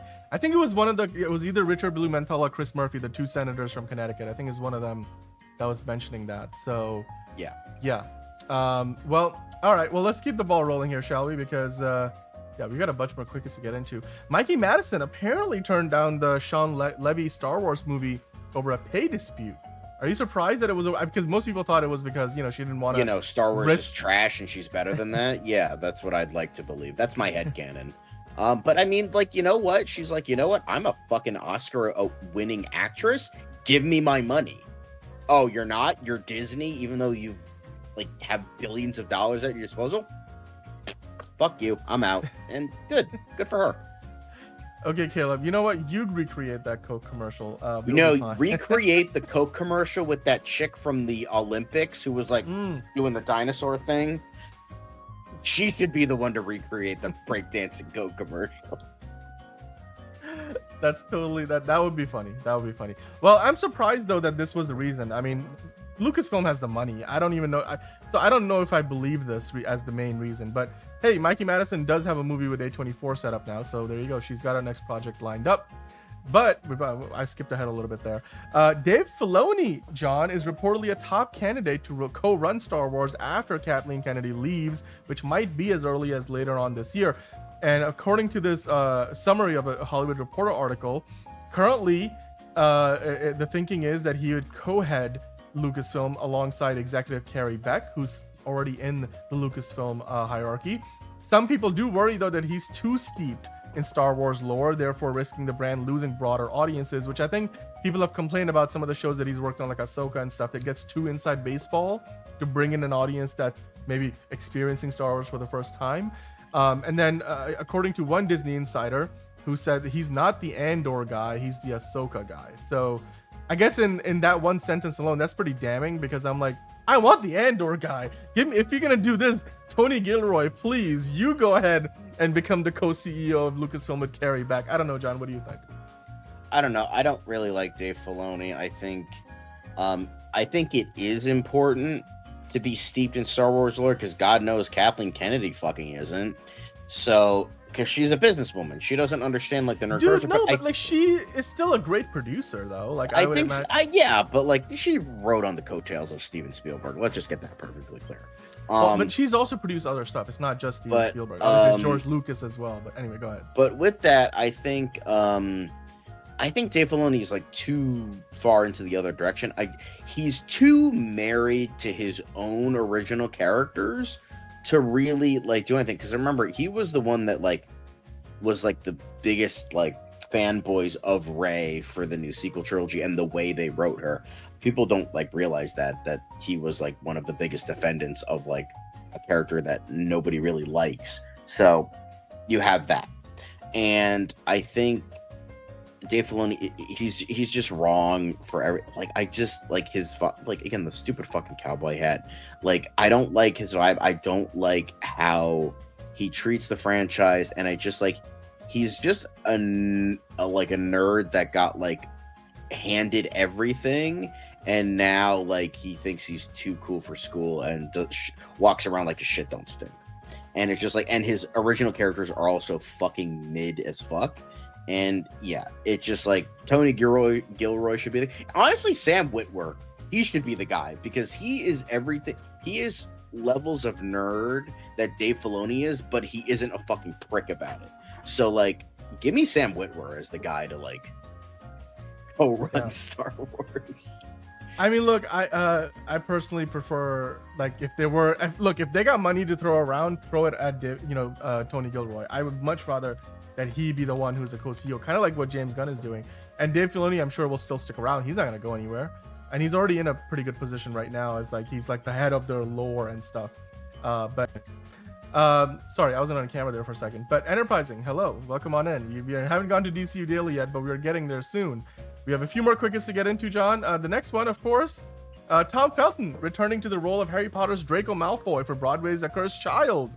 You see the side-by-side there? Obviously, he's aged a bit. Are you excited to see him back in the role on stage this time?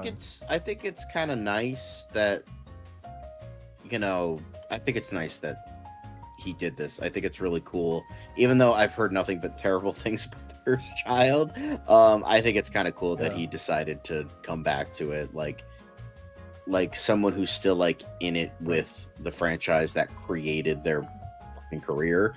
So I think that's a really cool thing to do. And I love Tom Felton. Always like almost everyone from all the kids from that cast have always seemed to be like rather like chill people, except maybe Emma Watson, but like most of them just seem like great, awesome people that like you could like sit and have a beer with kind of thing. And Tom Felton is like kind of the same way. Like I think exactly this is awesome. Yeah. I saw him in. I watched another show that he was a part of a long time. I feel like Flash? It was a long time ago. Was it The Flash? He was in The Flash. He was Dr. Alchemy. Okay, it might have been one of the. Okay, well there you go. Patrick's in the chat saying Andor was fantastic, and some Star Wars fans really can't handle Jedi, Sith, and the Force in every Star Wars project. Yeah, I mean, look, I think that show was really good, but just barely touching upon the Force in season 2, and really having no Jedi in there, and certainly no mention of the Sith outside of obviously the Emperor, which they didn't really talk about it from the Sith perspective. But anyway, I thought Andor was the best thing Star Wars has ever done. So I would, anyway. Paradise has added Raymond Cham Jr. to season 2 cast, John. I love the first season. The season 2 is already greenlit and in the works. What do you think about this news? I don't know who this guy is, and I am kind of aware of the show. That's the one with Sterling K. Brown, right? Yes. Okay, cool. I don't know who this dude is, but good for him. Yeah, it looks. I mean, Shailene Woodley and Thomas Doherty are also in the new season, so they're adding in some big names. Speaking of big names, Viola Davis is set to star and produce the thriller that goes by the name of Allie Clark for Amazon MGM. Philip Noyce, a veteran of the thriller genre with movies such as Clear and Present Danger and Salt on his resume, is going to be directing the feature. John, what do you think about this one? Cool. This looks fun. I mean, hey, if clear and present danger and salt are anything to go by, that guy knows how to make a good movie. And Viola Davis, This dude looks like he's like 900 years old, but like good for him, I guess. Well, he made clear and present danger, John. That was like 40 years ago. Look, Viola Davis just did G20 with Amazon Prime, so I don't know if this movie is going to be theatrical or if this is going to be straight to Prime. So depends how good or bad it is, but yeah. Well, I mean, Red One that gets a theatrical release. Yeah, Roadhouse, yeah. nah. Yeah. Well, I mean, speaking of star power and directors, James Cameron, apparently he's going to take a break from Avatar after finishing Avatar Fire and Ash. He's going to be writing a different movie based on Joe Abercrombie's novel, The Devils. He recently acquired the rights to it and looks like he's going to be writing the movie himself. It's I guess, another fantasy feature and so between the fourth and the fifth, well, between the third and the fourth Avatar movies, James Cameron's going to be working on the script here. Do you think this is going to be another one of those Alita Battle Angel situations where he wrote the script but then he ultimately didn't direct it? Yeah, I think that's good. I think he's, in terms of directing, he's going to focus on the Avatar movies, and then maybe after the Avatar movies are done, he'll maybe direct other things, but I can't imagine it. He's probably going to be too old at that point. I'm like, the only other thing I want to see from James Cameron the rest of his career is make a Terminator movie. Bless that franchise. Please don't. Just fucking kill that franchise. I'm so done. I feel like he's the only one who can do it justice at this point. I don't know. Okay. Stephen King series, The Institute, gets a premiere date at MGM Plus and a first look. So we have a few photos here, John. I wasn't even aware that there was another Stephen King series in the works, but I suppose with at any given point, a million things he's written are in the works. But I mean, this is a newer novel, so like. So yeah. I mean, I'll watch it. Like, I mean, we're getting a lot of real. I mean, we're getting Life of Chuck and The Long Walk this year, so we're already ripe for Stephen King adaptations. I mean, that's just like a great go-to thing because he's like, it's just like easy, digestible stuff, like horror, or like even not horror, like Life of Chuck is a drama. So, I think, I mean, I would watch it if it was on a streaming service that people actually paid for on like MGM Plus. I've had MGM Plus since before when it was called Epix. It doesn't have a ton of good stuff on there though. So their movie catalog is nice because obviously they had all the James Bond movies on there for the longest time. I think but it's like outside of you, who has MGM Plus? Like everyone has Amazon. Why not make it an Amazon show? Like, who's buying this? Who's paying for this shit? That's the thing. I don't know why they rebranded it as MGM Plus and kept it going. They should have just folded it into Amazon Prime. I suppose they're like, this is their really prestige streaming service now. Anyway, well, that's another show on there you can watch. Samuel L. Jackson. This was a big one today. Samuel L. Jackson, Nick Fury himself, is in talks to star in Tulsa King New Orleans spinoff. And he'll be, of course, the lead of this new show that Taylor Sheridan, of course, the man in charge of the whole franchise, he's going to be working on it as well. And apparently he's pretty deep in talks. The Hollywood Reporter first broke the news last year that this spinoff was in the works, and it looks like they are trying to get Samuel L. Jackson to lead the way, and Terrence Winter is potentially going to be the one in charge of it. John, what do you think about this? Are you excited to see Samuel L. Jackson join the Taylor Sheridan universe, the Tulsa King franchise? Sure, why not? I mean, I've heard great things about Tulsa King. My parents like it, so like maybe they can watch this too. So yeah, cool. Yeah. Yep. Yeah, Hosea would watch it. There you go. All right, moving on to the next thing. Ready or Not, Here I Come sequel lands April 2026 release date in theaters. Sarah Michelle Gellar and Elijah Wood are joining the budding horror comedy franchise. I saw the first movie in this franchise. It was surprisingly entertaining. And I guess Samara Weaving is back. And the sequel comes out on April 10th of 2026, Sean. Thank you. I mean, I haven't seen the first one. I want, it's on the docket, but like, I mean, Samara Weaving, she's pretty much the actually good Margot Robbie, and good for her. But thank you. She just looks like her. Thank you for the Radio Silence. I think Radio Silence is still directing this, or did somebody else do it? Whatever.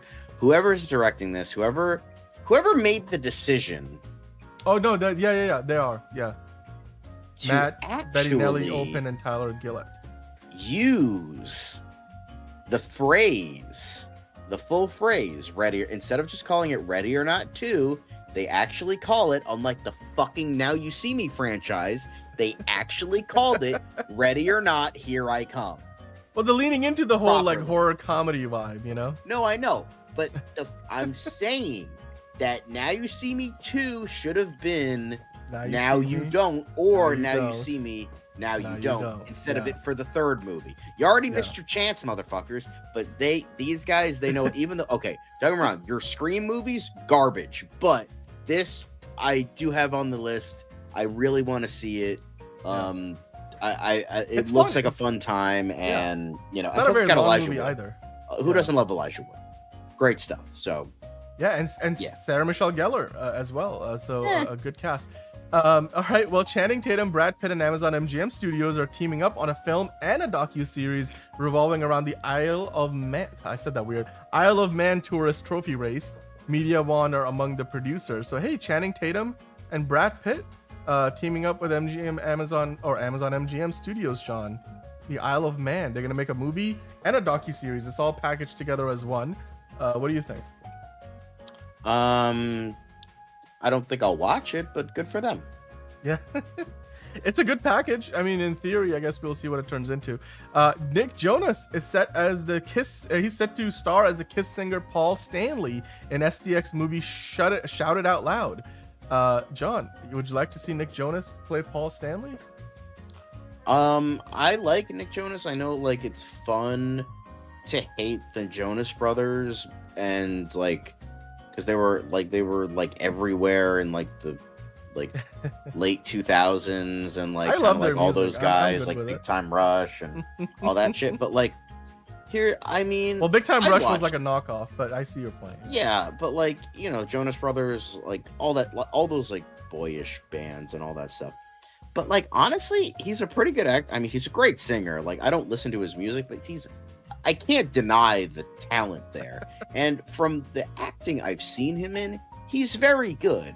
And honestly, it's definitely an interesting choice for like to have like a pop star play a glam rocker. So I'm honestly really intrigued about this. Well, it's about Kiss. It's not just Paul Stanley. It's just like they just announced Paul Stanley for now. Yeah, Nick Jonas is one of the stars of the movie. Yeah. But yeah, I think I mean, Kiss, classic glam rock band.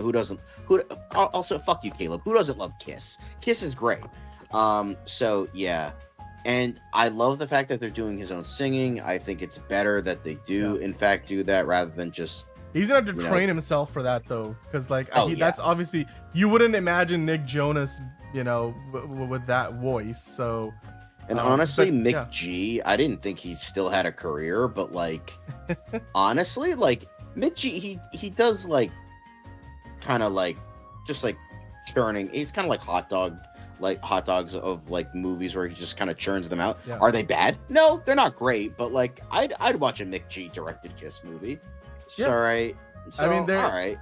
Yeah, they're Yeah. gonna go into production either later this year or early 2026. STX is financing the whole thing, so yeah, we'll just have to wait and see when Shout It Out Loud comes out. We're not done yet with the Jonas Brothers. That's a Steven reference there because he brought us another piece of news we'll get into later. But hey, how Mr. Beast Games interviewed 100,000 contestants and edited 2 million gigabytes, which I'm sure there's another name for that, because like there's terabytes and petabytes, whatever, of data for the show. It turned out better than I ever thought, Mr. Beast says. What do you think, John?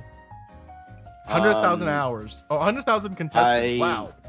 Holy Couldn't cow. give less shit about Mr. Beast and his weird bullshit. So yeah.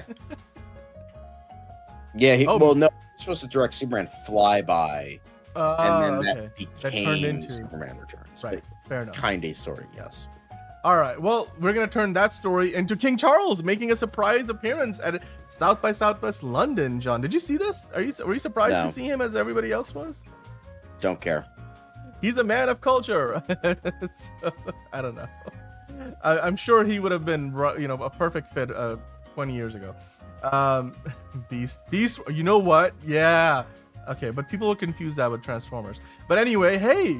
Speaking of the Jonas Brothers, Disney fans will potentially get to rock out to the long-awaited musical sequel to Camp Rock, because apparently a Camp Rock 3 is in development, and Steven brought this to us earlier. This is because they have a listing in Production Weekly, which, you know, that we have seen like the Batman being 2 listed there, and we got to see like how Matt Reeves wasn't on that listing. Well, that's same outlet saying that Camp Rock 3 is in the works, and the description for that says, when a popular band needs to find a new opening act, they'll launch a contest to discover the next big musical talent. I think they're saying that they're going to be focusing on a new lead character, so I don't know if the Jonas Brothers are back for this. But John, are you at all interested in any of this? Don't care about Camp Rock, and This yeah, is exactly. Don't remember the songs. But anyway, okay. Let's go on to the next thing, shall we? Well, John, we do now have the official runtimes for the entirety of the Super Jurassic summer of movies. That includes, of course, Jurassic World Rebirth, which is coming in at 2 hours 14 minutes, the highest of the bunch. Superman coming in at 2 hours 9 minutes, and then Fantastic Four First Steps coming in at 2 hours 10 minutes. Are you surprised that all of these movies are just like 2 hours and some change? I mean, when you take away the credits, they're basically all 2 hours apiece. Yeah, I mean, that's that's the sweet spot. Yeah, 2 hours is usually a good sweet spot. I mean, I like shorter movies if they're good, if they're not too rushed or like feel like a hack job. I also like longer movies if they deserve that running time, like if it feels warranted. Like Seven Samurai is one of my favorite movies of all time, and that's 3.5 hours long. But that movie needed to be 3.5 hours long. It's a true epic, so it works. So as long as it warrants that running time, I don't mind. Like, I don't mind a 90-minute movie. Absolutely. I don't mind a 3-hour movie.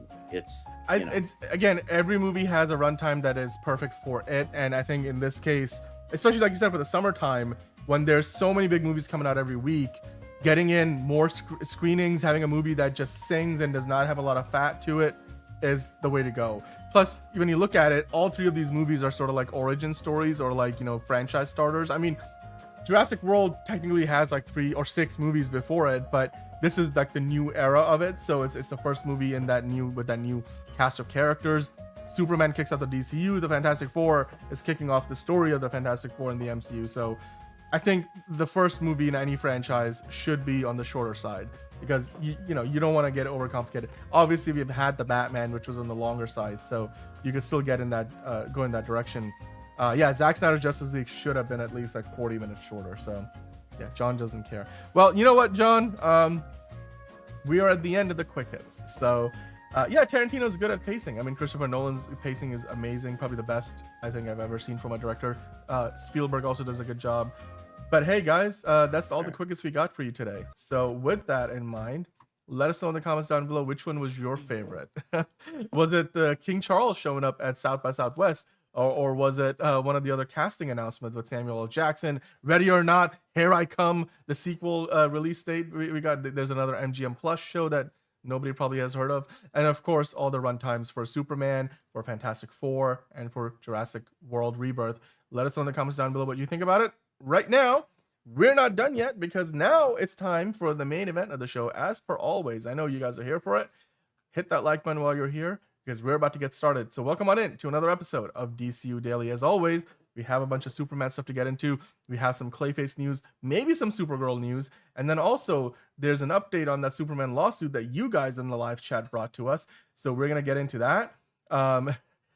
Pushkar in the chat saying Superman should be 2 hours, 20 minutes plus. Speaking of runtimes for Superman. Well, hello, Pushkar. How are you doing? And 2 hours, 20 minutes? Well, I mean, maybe the sequel could be that, you know? We'll have to just worry about that when we get to this Superman 2 potentially. But let's not jump ahead, John. Which of the stories that we're talking about today on the DC side are you most excited about? I don't know. I think it's definitely the Fortnite one, 100%. 100% definitely.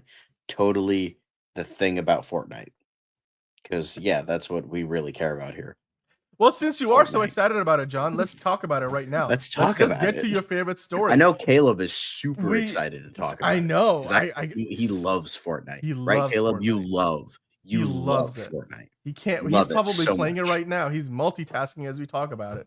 But hey, you know what? We got a first look at David Cornswell's Superman and Tim Drake's Robin debuting in the new season of Fortnite. So here's the image. Let me click to it. There we go. So you're seeing this new Superman as well as Tim Drake. Superman will be leading the season for the new Fortnite. Care to comment on the look? I mean, it looks like the movie suit, and he looks good. You know, got the curl, got the suit. The colors are nice. This is the only Robin. apparently this is the only thing that like apparently DC can do with Tim Drake at this point. Oh yeah, just make him a Fortnite character because God knows we don't know what to fucking do with his character at all because you know he's just there, even though he's like arguably the best Robin. So it's just like, yeah, just throw him in Fortnite because we don't know what the hell to do with him.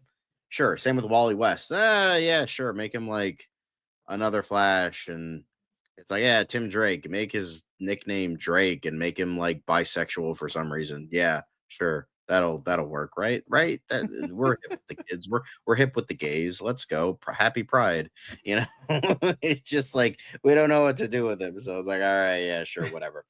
I'm just gonna let you keep talking here, man. That's so like it's just a shame. Like the most we get from Tim Drake as a character is the god awful Teen Titans show and Titans, the live action show, and then this. Poor Tim Drake. Like that dude deserves so much better. Yep. Yeah. I mean, hey, Tim Drake, maybe we will get Propane always wins, Caleb. Propane always wins. By the way, Hosea doing us a big one. He actually sent me a story because right now the NBA finals are going on. I don't know if the game one has ended yet, or it might be on its way. But apparently they played a new Superman spot during the game. So I'll see if I can pull it up here. I think it was on Facebook. We probably can't show all of it. But let me see if I can find the player controls. There we go. Okay. All right, John. So impromptu Superman stuff. Let's talk about it real quick here. You and I are seeing this for the first time. So, I mean, and I can't really show the video because, you know, we will get hooked for that. But they're showing a bunch of new footage of the kaiju fight. So we get to see that, of course, the person he's saving. We saw some of the stunt work. You get to see Lex Luthor talking to his minions. Literally, I guess they're directing this action and all the violence. We see more of the buildings falling down. The first time we see the bridge sequence, remember they were shooting all that stuff with the car and they had that hood that had that huge piece of cloth hanging over it, like pretend it's a monster. Or apparently this is that shot from last summer. Like Superman is trying to stop the monster from stomping on the bridge, or I guess the building from crushing people on the bridge.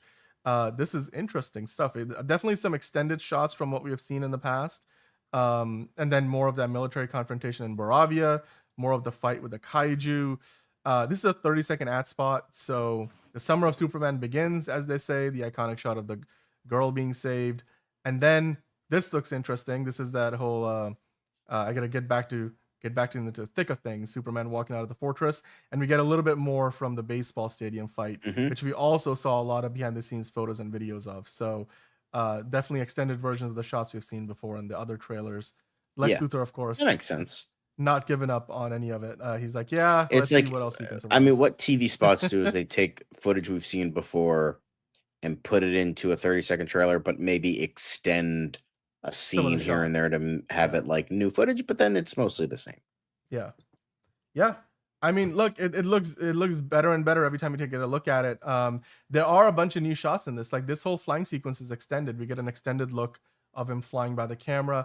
We get an extended look at this fight in the stadium, more of the stuff in the Fortress of Solitude. Yeah, this is great. Can't wait for Gunn to say this isn't a trailer. Well, it isn't. It's a 30-second ad spot, like Figure Drawing is saying. It does build up the hype. And a lot of people watch the NBA Finals. So, I mean, I think that's where this is from. I couldn't find the second one. I mean, this one, too, I didn't find it. This is Hosea sent it to me. So I'm guessing we'll get our hands on that one for tomorrow. But, Jalen, we'll keep our eye out for that. And TC24 also in the chat. Hello, TC24 saying there were two. So, yeah, we'll keep our eyes out for that one. The Glimmercast is here. Evening, y'all. Happy Thursday/Friday. Well, on the East Coast it's Friday. But hey, like the Glimmercast is telling y'all to do, hit that like button, please. We do appreciate that. Thank you, Hosea, for bringing us this story. Because again, I'm keeping an eye out. You guys are welcome to drop it down. And whether you want to send it on Facebook, I've seen you guys message us on Instagram. You know, if you're on X, wherever you guys are, John, by the way, it looks like Lore Tech has the sponsorship rights to the stadium where the Meteors play. It says Lore Tech Field, which I don't think that's something we have seen before. So that's interesting. I mean, I love I how guess, everyone thinks the logo for Lord Tech is still like, oh, it's JG for James Gunn, her. And it's just like, it's not what it is, idiot. Like, come on. Right. No, Anyway. it's yeah. By the way, it does look like it has the best flying scenes from Superman ever. I mean, yeah, like usually they get better and better as time goes on because the technology gets better. This also, I bet you, but they like, did some CGI not saying that the doubling on 78 shot. movie has the worst. It's just like No, they're still no. really good. Like, I mean, I for the think time. even Superman Returns, like that sequence where he's saving that plane that's falling onto the baseball field, even that CGI was pretty gosh darn good for 2006. Yeah. But yeah, I mean, there's a lot of new shots back in when this. like they cared about CGI, when like they gave a shit, like it still looked good. Yeah, absolutely. Absolutely. Well, that shot is so cool. Which shot are you talking about, Enterprising? I think this one right here. This one?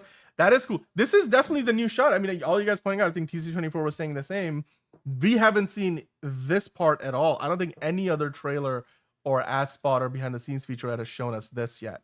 But we remember this because we've seen all the footage, and go back to our shows from last summer. We talked all about it. We also get more of a look at the damage that kaiju fight causes, not just the building that falls under the bridge, but it looks like there's a few other buildings that also get destroyed along the way. So yeah, I mean, this is great. I did want to. So okay, if you squint hard enough, that looks like Henry Cavill. By the way, I'm just saying. So with Superman Returns, the reason that it was such an inflated budget was because, similar with The Flash, it added all the movies that were never made's budget into the Superman. So like Superman Lives and Superman Flyby, they still had to pay for shit because they had to pay for like Nick Cage and Tim Burton and all the costumes and, you know, all the costumes for Flyby and all that. And then essentially taking all of that and then pretty much adding it to the movie that actually came out. So that's the reason why that movie was that budget was so inflated, was because of that. So really it was probably like, I don't know, 150, 180 or something like that, but like it had to add in all the budgets of the previous movies. I mean, I think no, that's a very good point, because they just kind of like compiled it all together, which made it look worse than it was.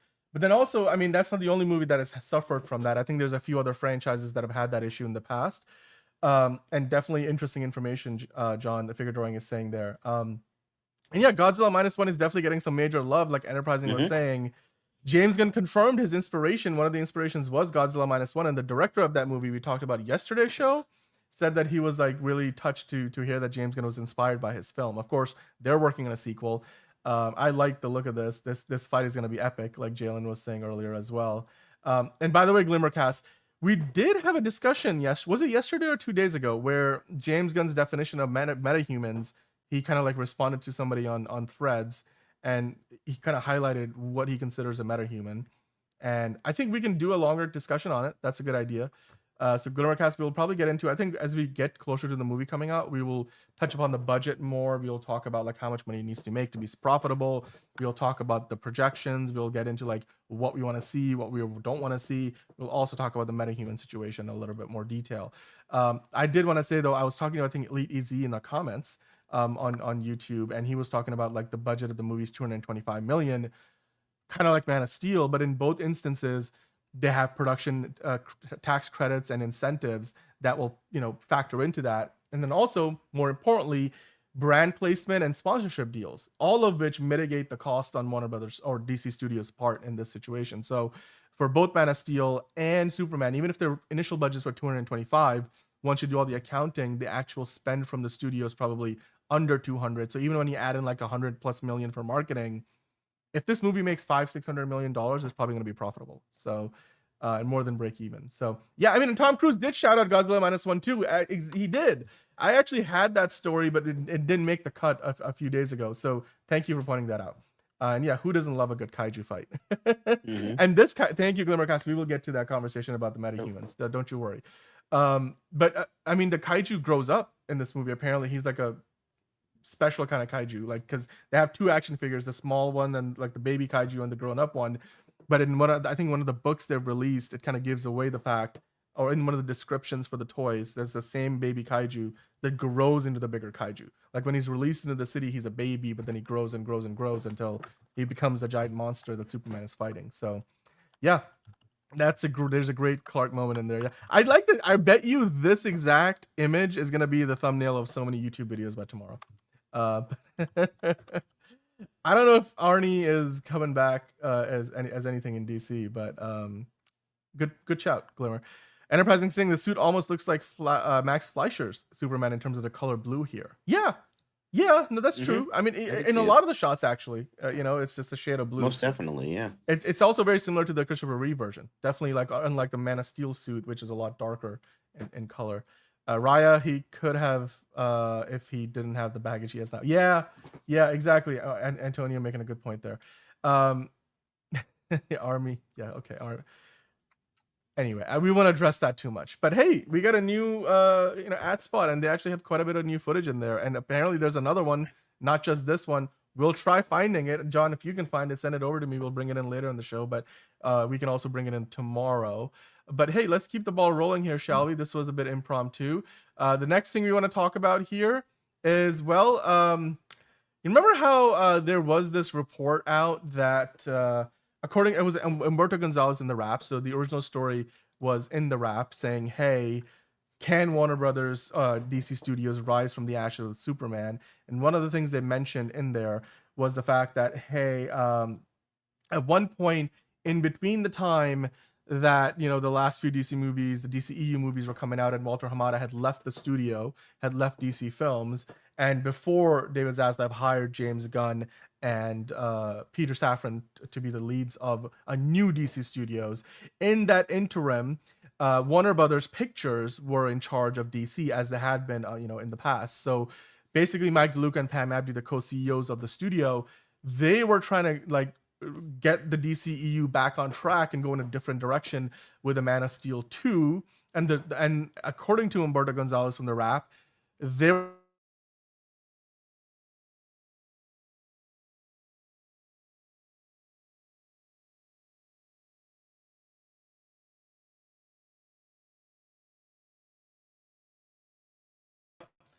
What's going on here, John? Is everything okay? Me entering back into the studio because I was trying to look for the TV spot to see if there was a better version. I couldn't find it, sorry. But I think me entering back into the studio caused it to kind of crash a little bit. My bad. Okay. I'm sorry. Yeah, what's going on with can you guys see the share screen? Okay, there we go. It's back. Yeah, I don't know what's going on. StreamYard's being a bit weird. Yeah, Nico, we did talk about that. We talked about the video earlier, actually. So but yeah, let me actually, you know what, John, why don't you talk to the folks? I'm gonna go for, because my thing is not freaking out. I'll be right back, and then I'm gonna find that second spot. TC24 just sent me on Instagram, so we'll talk about that in a second. Okay. So how you guys doing? It's like 12:40 here. I'm very tired, but hopefully we can patch this up real quick and find it. But hopefully I'm not the one that crashed it. So I did shave my head today. I hope you guys noticed. I did shave my head today for you guys. So hello, 7 Manual 7. Hey you guys. Anyway, but yeah, I will say I agree. Enterprising DC Prime TV stuff on Facebook, they're cool, and they're always on top of, they're they're always on top of, they're always on top of that stuff. So they're awesome. Although Antonio's saying, I want Batman to be cast. I just don't want no self-inflicted wounds with somebody the internet turns into a villain. I've had it with Superman stuff, and I'm very close to ranting. We've been ranting, man. We have been ranting. So it's like, it's not, anything crazy. But yeah, honestly, this is sad. I wanted it to be real. Wait, you wanted a Mike? I'm sorry, I missed something. Did you want a Michael Bay Man of Steel? No, I didn't want it. I wanted it to because the thing is, that's such a like WB thing to do. Like, oh, who do we get to make a Man of Steel sequel? Yeah, let's get fucking Michael Bay. That reads WB all over it. And honestly, it would have been hilarious. I mean, yeah, I know. Yeah, I'll bring that video in a second. Thank you, TC24, for sending it over. I found it. I'll bring it in. But look, I for one think a Michael Bay Superman movie could have been exciting. I would have loved to see like his, as Caleb said iconic earlier, cinematography. it would have been the third act of Man of Steel where it was just them punching the entire time, and that would be the entire movie. You know what? Fair point, but like, I don't know. I'm like, maybe Christopher McQuarrie could have written the movie and Michael Bay could have directed. Don't let Michael Bay touch the script, you know? But hey, ultimately what happened, despite, you know, with the Rap article where the report initially was in that larger analysis of like, can Superman be successful? Can it get DC back on the right foot? Humberto Gonzalez's report was corrected later because a representative from Warner Brothers reached out and denied the claim. So they updated the story in the Rap, and of course IGN here is talking about it. So it looks like, at least officially, Warner Brothers is saying we were never in talks with Michael Bay to direct a Man of Steel 2.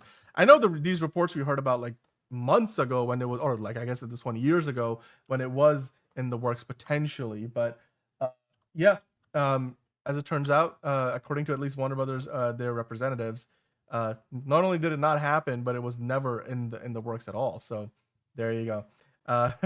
They were waiting. They were wanting Spielberg before the pitch Henry. Well, Spielberg was one of the names floated around, but I think he only wanted to do like Black Hawk Down. So like, which I don't think that's ever happening. So Black Hawk Down. Do you mean just Black Hawks? Just Black Hawk. Sorry. Yeah. Like Black Hawk Down. I'm getting confused. Scott.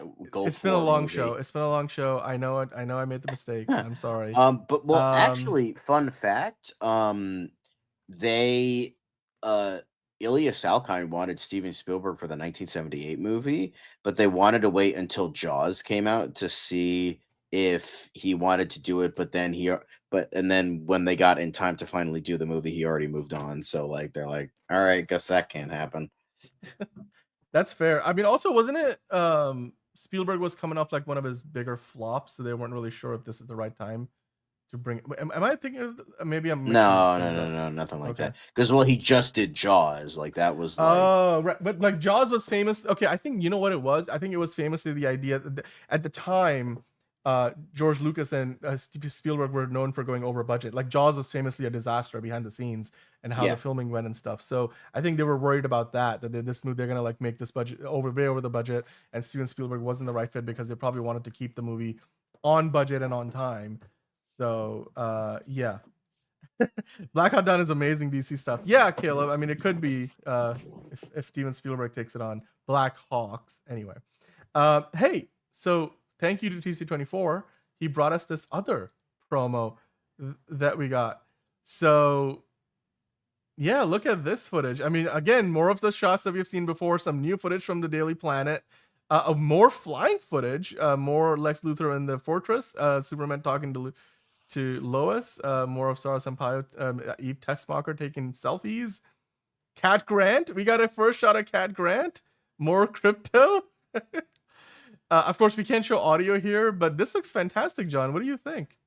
I think it's looking awesome. Looking awesome. We are getting all these TV spots with all this little bit of extra footage, so that's nice to see. I see that we got a lot more Superman and Lois in this. Obviously, more shots of Ultraman fighting Superman. More of the flying. Look at this stuff. This looks straight out of comic book panels. Of course, more of that saving civilians in Metropolis. I love the chemistry here. You get so you got Steve Lombard. I totally missed him in that first turnaround. Okay, so you got Steve Lombard in there. This is, of course, also timely because they released all the Daily Planet posters today.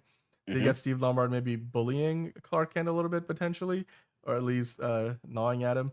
Then you get more of the flying sequences, the Hammer of Baravia fighting Superman. I just want to see what all these displays in the Fortress of Solitude look like and what their information they're showcasing. Of course, Lex being there. Then you got, is that a civilian? No, that's not Lois Lane. That's just somebody that Superman saves along the way. So they're probably thanking him, which is great. All right. Cool stuff. Again, Sarah Sampaio from a different angle taking the selfie. More Superman falling down, probably part of the kaiju fight, saves the girl. who was in that behind the scenes featurette. More flying into the air. Cat Grant, I think, is a big one. We hadn't really seen a lot of Cat Grant or any of it at all, quite frankly. We haven't seen Cat Grant in any of the trailers. Am I wrong about that? Or do you remember I don't seeing think so. her? I mean, we saw her in like the background for a couple, but that's about it. Yeah, like we haven't seen, I mean, and it looks like there's a little bit of a scene here between her and Lois that they're kind of showcasing here. So yeah, that looks nice.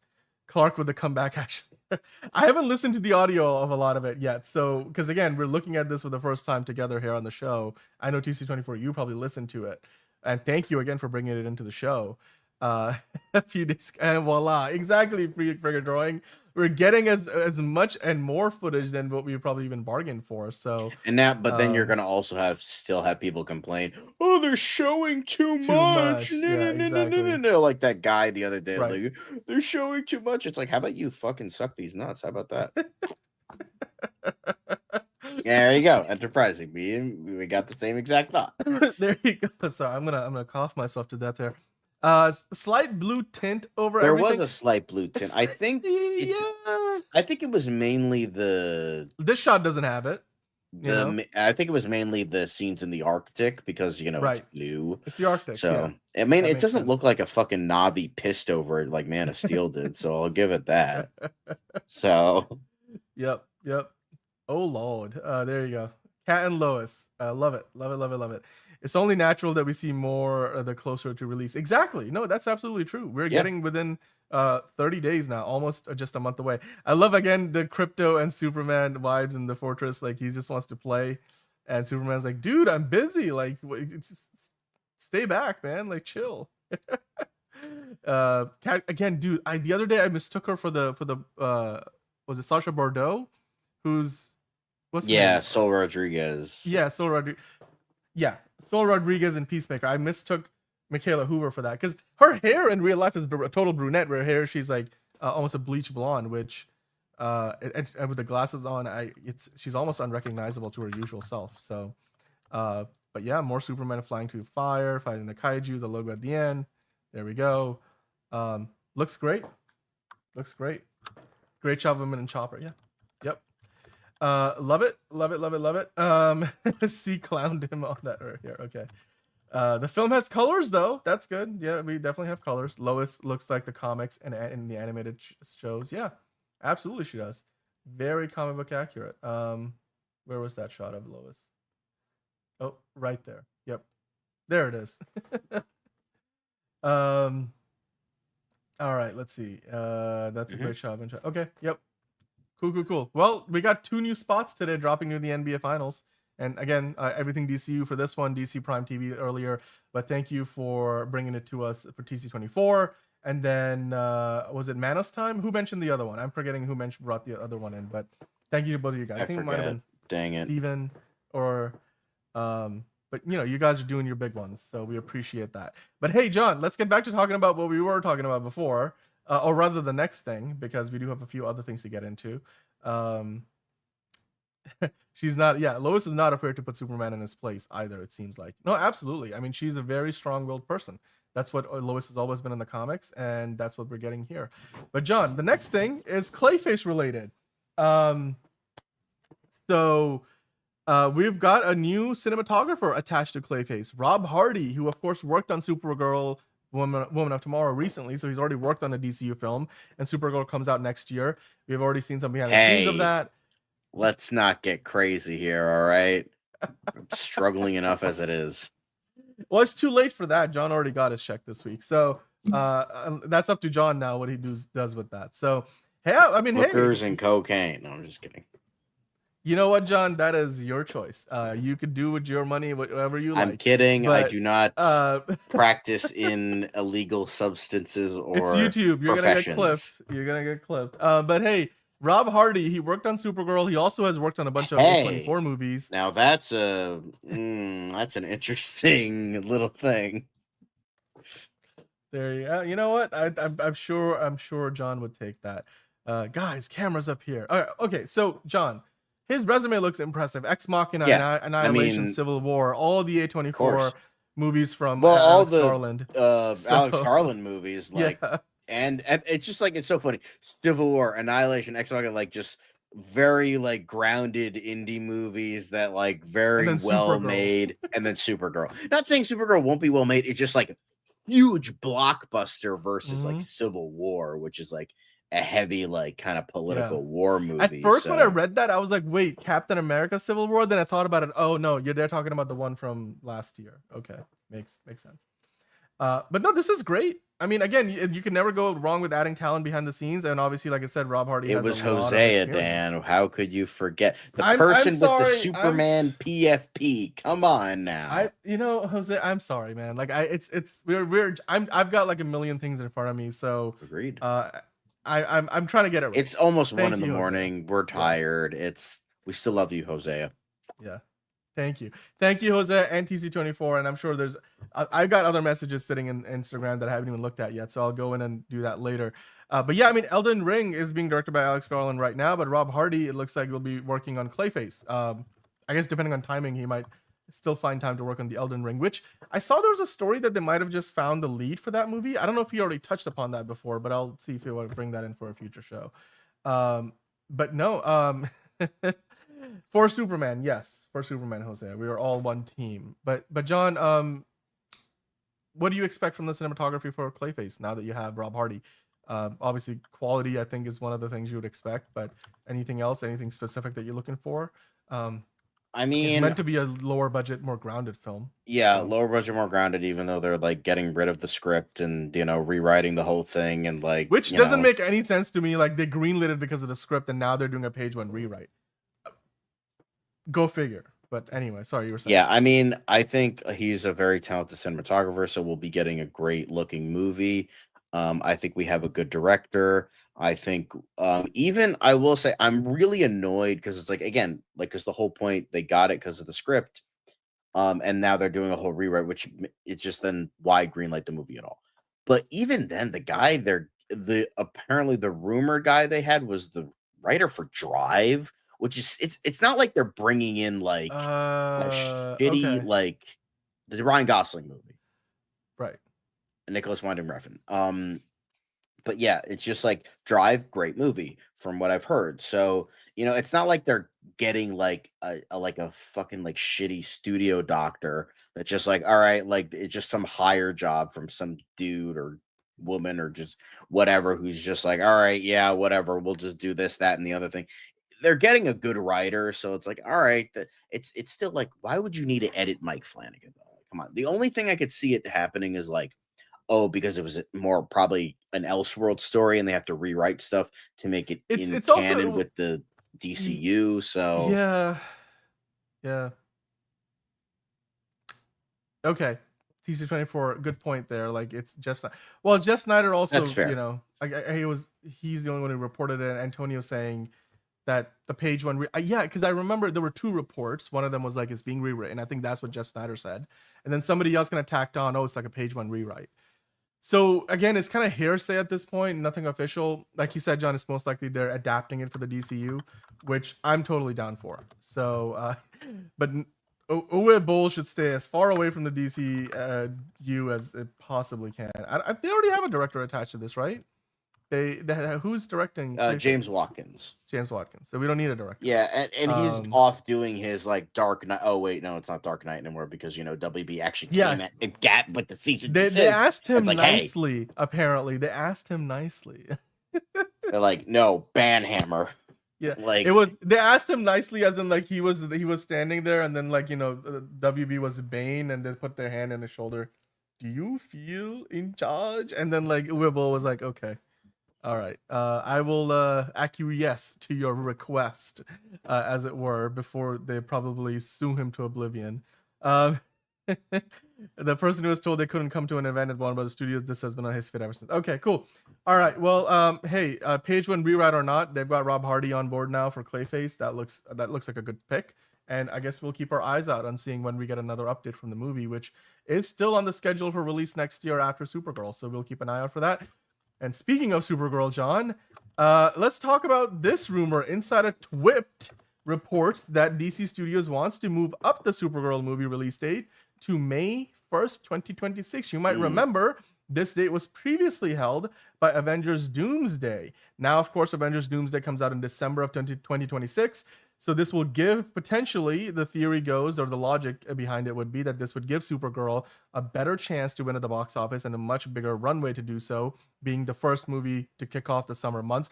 Now, of course, if you remember, Disney didn't just vacate the date. They took Avengers Doomsday into December, but they did put what is it, the Devil Wears Prada 2 in its place. So the Devil Wears Prada 2 comes out that weekend. Now, I'd imagine that Supergirl and Devil Wears Prada 2 have some overlap in terms of the audiences, and it's also obviously like the first movie of the weekend of the summer. So would you want to put two big movies next to each other? I guess it depends on how big the Devil Wears Prada might be, the sequel. I mean, of course, it's going to have Anne Hathaway and Meryl Streep coming back and a bunch of other actors. So it's not a tiny movie by any chance, and there's all that nostalgia behind it. So what do you think about this? Do you think this is actually true? Do you think they're actually considering doing this at DC Studios, or is this all just hyperbole and just rumors? I think I don't think they first off, I don't think they should move it. I mean, it gives it more time. I know that there was like the whole thing of like, oh, it was so good. They not rushed it, but like they put it into production almost immediately. All that and the other thing. So it's like, okay, that's great, but like I still feel like this is a movie that's going to be entirely in space. It's going to entirely be like with green screen and CGI. So I feel like they need even more time to work on the CGI and VFX and all that. So I think another month would be helpful. A month and a half about. But I mean, if they are ahead of schedule, then sure, I could see it, but still, I would want them to have all the time it gets. And Devil Wears Prada 2, it does already have an established audience. Supergirl kind of sort of does, but not this version. Devil Wears Prada 2 is a sequel to a hit movie. It's got, great cast and all that. So I think they should keep it in its place. I don't know what's coming else is coming out that June 26th weekend. Whatever it is, I think Supergirl just needs to own that, and I don't think they need to play with fate here. Okay. By the way, Jose is saying in that ad spot, like Steve Lombard says, "Oh hey loser," to Clark, and Clark looks up and says, "You're a loser." Yeah, I can't wait to listen to the audio on those clips. But no, I mean, John, I agree with you. If they are this far ahead, then yeah, maybe move it up to May 1st. I mean, if I'm looking, I'm gonna see if I can find the schedule for 2026 release dates. So, like I mentioned, the Devil Wears Prada, I believe, yes. So that is set to come out May 1st. So they would have that there the week or a few weeks before the Mummy remake is coming out. The Mandalorian and Grogu movie comes out May 22nd, but that's still like gonna be 3 weeks after May 1st. The Masters of the Universe movie comes out in June. Then you have Toy Story 5, Mega Minions. But okay, so Supergirl next year comes out in July. They actually don't even have it on the list here. What is it? July 26th, was it? No, June 26th. Is it June? Am I wrong? Yeah. Oh, June 26th. Okay. So June 26th is the week after Pixar's Toy Story 5, and it's the week before Mega Minions. So it's kind of in an animation movie sandwich, and both of those franchises are known to make a ton of money at the box office. So there's that. There's also a new Steven Spielberg movie that comes out a couple of weeks before Supergirl. So June is going to be busy, and then the live action Moana comes out July 10th, which is only a couple of weeks after, more or less after Supergirl. So, and then the Odyssey comes out in July 17th. So yeah, I mean, I think the biggest reason why they might want to move this to May 1st, if there is any credence to this report, would be because if they put it on May 1st, you give yourself a much bigger runway. Like there will be 3 weeks from when Supergirl comes out to when the next big movie next year comes out, which would be The Mandalorian and Grogu, because they have this movie called Incidents Around the House that comes out on May 8th. Of course, The Devil Wears Prada 2 comes out on May 1st, but I feel like Supergirl wouldn't suffer going up against the Devil Wears Prada 2 all that much. So honestly, I think there's a good amount of logic here. Like get out of the June and July months, move it a little further behind, make your money, and have that 3-week run. I think this is maybe not such a bad idea. What do you think, John? I don't know, whatever.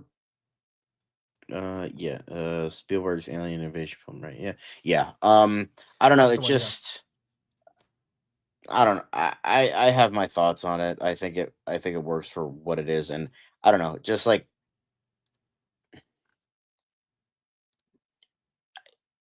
whatever. I mean, I think it's just too early to tell, and I think it just if it's ahead, then sure, maybe you could take the risk. But I would say play because the thing is, I would say wait till Superman comes out because I feel like that's like a good indicator. Even though it's a different director, different character, different story, I feel like that would lay the groundwork. Yeah. I mean, look, at the end of the day, if they make the decision, they would have made it because James Gunn believes that Supergirl doesn't need the extra month and a half in post production. So, if they, it wouldn't be because they're trying to like rush it out. I don't think James Gunn believes in the philosophy of clearly like, hey, get it out there simply because it's a better business move. Obviously, if the movie's not ready to go, like then you can't do it. But then again, James Gunn is the one directing Superman, and clearly, when James Gunn works on a project, the man prepares, over prepares, and over prepares. He knows what he's doing. That doesn't mean every director that works on a DCU project is going to be ahead of schedule. So, yeah, I guess we'll find out. But it's a good point. I mean, like I said, there's a little bit of a logic behind it. And quite frankly, when you look at the release schedule next summer, it does make a bit of sense because it will have a 3-week runway to make all the money it wants in May before the Mandalorian and Grogu comes out. And even then, we don't know how good the Mandalorian and Grogu will be, even though Jon Favreau's directing it and he's got a really good track record. But Supergirl, guys, what do you think? Let us know in the chat down below. Would you like to see it move to May 1st, 2026, which used to be the release date for Avengers Doomsday? Now it's when Disney releases The Devil Wears Prada 2. But do you think Supergirl would be, doing good for itself to move to that May date out of the animation sandwich is going to be in between a Toy Story movie and the Minions movie in June? Should it move forward to May? Would you want to see it that much sooner? Is that also going to then line up with the Lantern show, which is we're assuming it comes out around the same time? How is that going to affect the release of the Lantern show? So yeah, let us know in the comments down below. We got like you guys, a lot of you guys in the chat right now. Pushkar saying DC's focus should be making good films and earning lots of money, so stay away as far away from the competition is a good idea, especially when the competition is animated movies. Yeah, and a lot of families go see that in the summer months. So with that, guys, let us know in the comments down below what you think about the Supergirl situation. We'll keep an eye out and see. Obviously, if there is a release date change, we'll bring that to you. A lot of you guys watching right now, hit that like button. It's one little click for you guys. It really helps us out a lot, and it brings more people into the community. We really appreciate you guys. For Guinness. Yeah, but hey, you know what, John? We do have a few other things to get into before we finish up. Of course, we have already done a lot of different pieces of news, but the Superman news keeps on coming. So let's get back into some Superman content, shall we? The next thing, of course, this is the Superman lawsuit story that you guys brought to us earlier. There were two of you guys I remember mentioning this. And I want to bring this in. Hosea telling you guys to hit the like button, so definitely do that. We do love to see it, but I want to give credit where it's due. Manos Time brought this up earlier in the show that there was a decision from the New York State court judge, and then also I think this was, who else said it? Oh yeah, Antonio mentioned that the sad thing about this whole lawsuit is the family deserves to get money, but some ambulance chaser lied to them about making money. Yeah. So Manos Time and Antonio were both bringing this up earlier, but John, as it looks like, according to Nexus Point News, who got their hands on some papers from the court itself, it looks like the judge in the New York State court denied the Schuster State's bid to block the international release of Superman. So Superman will take flight worldwide on July 11th as planned. Are you relieved? Are you surprised? Are you happy? No, not surprised. I would say relieved. It's just like, I agree with Antonio. It's kind of a weird situation where it's like, do the little guys deserve money? Yes, but it feels like Antonio was also saying they were an ambulance chaser. I've never heard that term, but that kind of makes sense to me. It's just like it's I use the term clout chasing, where it's like this movie comes out, we got to try and do everything, because it was different from the other lawsuits that came out with Returns and Man of Steel, but it was still like kind of in the same vein of like trying to block the release because it's we're owed money, where it's like, I mean, technically, but what happened is ancient history at this point, and they sold Superman to DC, or what at the time was DC. I still think they deserve some type of compensation. I think they still get royalties. They technically own, like in some case, I think it like in terms of copyright law, they do own like Schuster and Siegel, I think own the character now, but it's now like licenses. I don't know. I'm not a lawyer. We need Legal Eagle to come on the show and like dissect this shit. So I just think it's sad that I don't want to root for a corporation, especially one as corrupt as WB, but like I also am a selfish bastard that wants to see this movie come out everywhere on July 11th. So, yeah. Yeah, I will say about somebody was saying in the chat they should stop listening to this lawyer. Mark Toberoff is a pretty big name lawyer. Like he's done a lot of high profile copyright cases. Legal Eagle, we need you. Well, I mean, I don't know if Legal Eagle is watching, but John, as you see on the screen there, it says interim relief. Now, what this is addressing directly is the fact that the plaintiffs, the Mark Warren Peary as the list there, they had asked for an injunction on the Superman release in those countries that were in question. I believe it was Canada, UK, Ireland, and Australia. But that temporary injunction that they had wanted, that's what they have provided relief against. They're saying we're not going to do that. But this doesn't mean the suit is dismissed. This lawsuit is still ongoing, like you said, John, or hinted at least. So they denied the idea of like getting that injunction put in place, but it's not the end of the story here. So we'll just have to wait and see what the ultimate result of all of this is. But at least as of right now, it as far as Superman the movie coming out this summer in July, that's not going to be affected by this lawsuit. But the lawsuit is ongoing. So I think this is probably a follow up because the July 4th court date happened earlier this week. So this is a result of that appearance in court by the lawyers of Warner Brothers and Warner Brothers Discovery and DC Comics, as well as of course Mark Toberoff and the Joe Shuster estate side. So we'll just have to wait and see what happens next. But it's good. It's good news. It looks like Superman will release as scheduled, as planned, and of course they've got the world tour starting up soon. So this would be really inconvenient if all of a sudden they had London as one of the dates right in the smack dab middle of those 7 dates that they have planned for the world tour, and all of a sudden the movie couldn't release in the UK. Like, you're going to a premiere in London for a movie that's not coming out in London. Like, that would have been a little weird. So I'm glad that this is at least one step forward, or at least it protects the movie. So we'll have to just wait and see what other details come out later on. Enterprising saying all this means now is if they win the suit, they'll get a share of the profits at most. Yeah, well, it doesn't necessarily mean that. I mean, that will depend on, again, what the ruling is by the judge ultimately, but it does mean, again, that the injunction is not going to be put in place. China was one of them as well. Was it? I didn't know that. I mean, but there you go. Well, China is definitely a big market. That's where they will end the world tour. That's where the cast is going to be the day the movie releases worldwide. So yeah. By the way, Steven, I don't think we saw what Kevin Smith said about Superman. So if you want to send that our way, we'll bring that in on tomorrow's show, because we've already got a ton more to go, and we're coming up at 2.5 hours. So the UK Superman popcorn bucket and cups on your topics list tonight. No, but I can put it on the topics list for tomorrow. I'm gonna search for that right now, TC24, and we'll save that for tomorrow.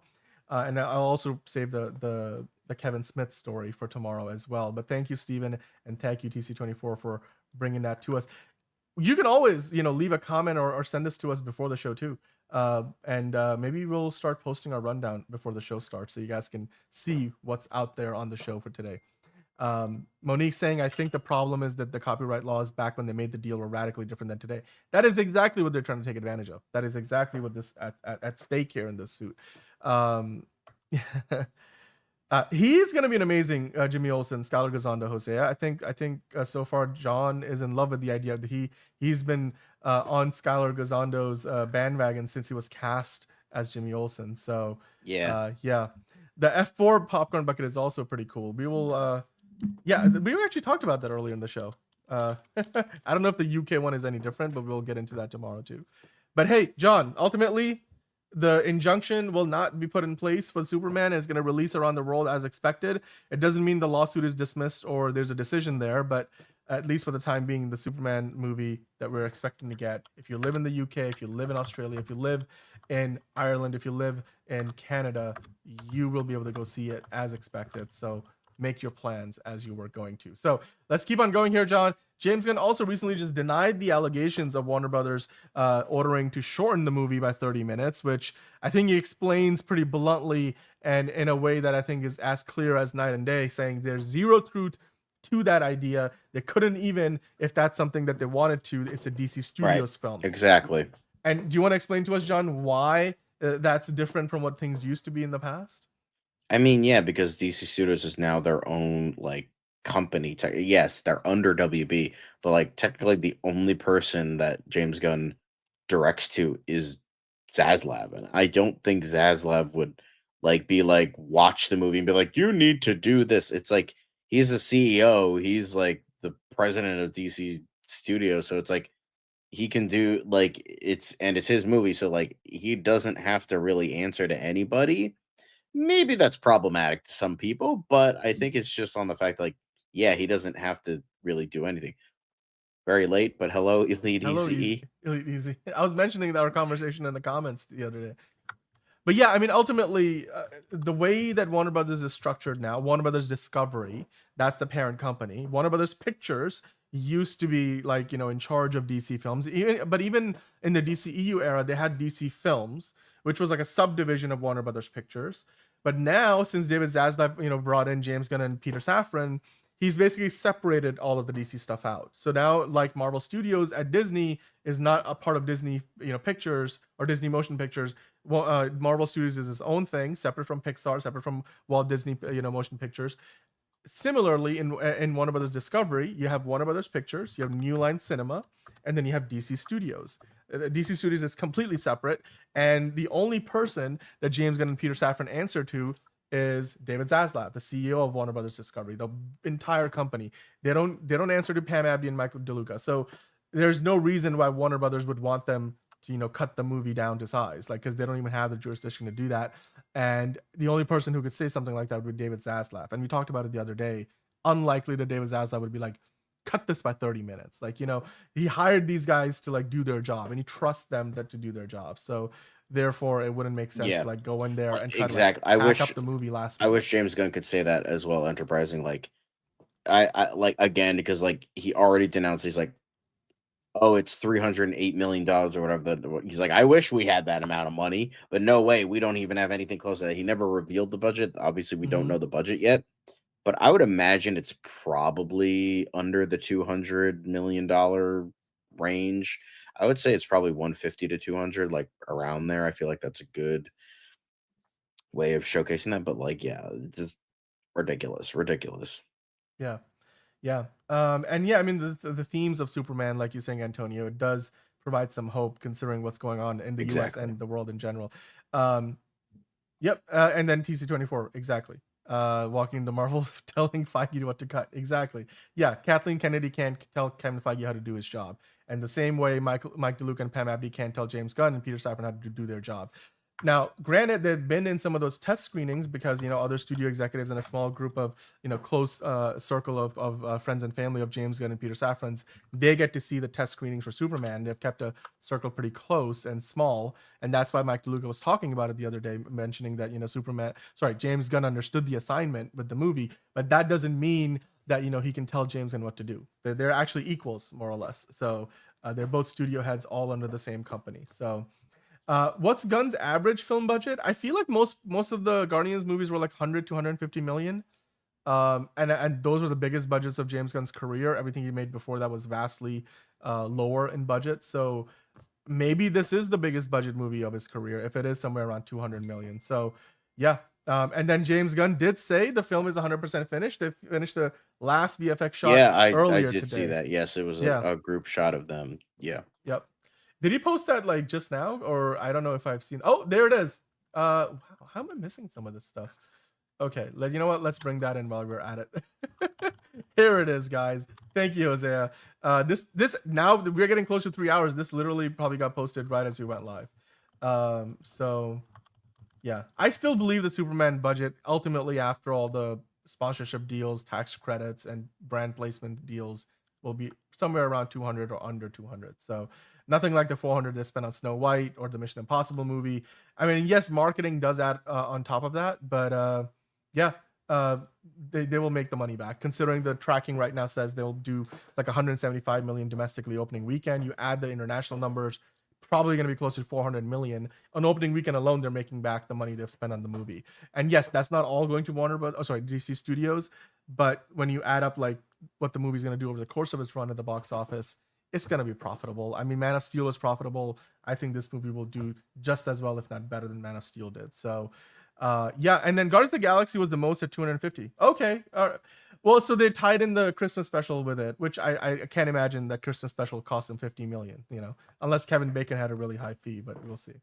So yeah, the first Guardians was on 80. Okay, so the budget went up progressively with the movies, which is fair. So yeah, I mean, hey, but there you go. There's the post. Our last visual effects shot has been finished and dropped into Superman. We are now 100% done, says James Gunn. Thanks to all my collaborators. It has been a joy. And for the rest of you, I can't wait for you to see the movie July 11th. So as promised, John, just a day early. Because remember, he said that there was a rumor, or I think James Gunn might have said he'll be done by this Friday. Well, 3 hours ago was not Friday. It was still Thursday. So James Gunn, again, under-promising and over-delivering, which is exactly what we like to see. So Superman, guys, it's official. It's now done in post-production. What do you guys think about that? The last VFX shot was dropped in, and James Gunn himself said we are now 100% done. He can't wait for us to see the movie on July 11th.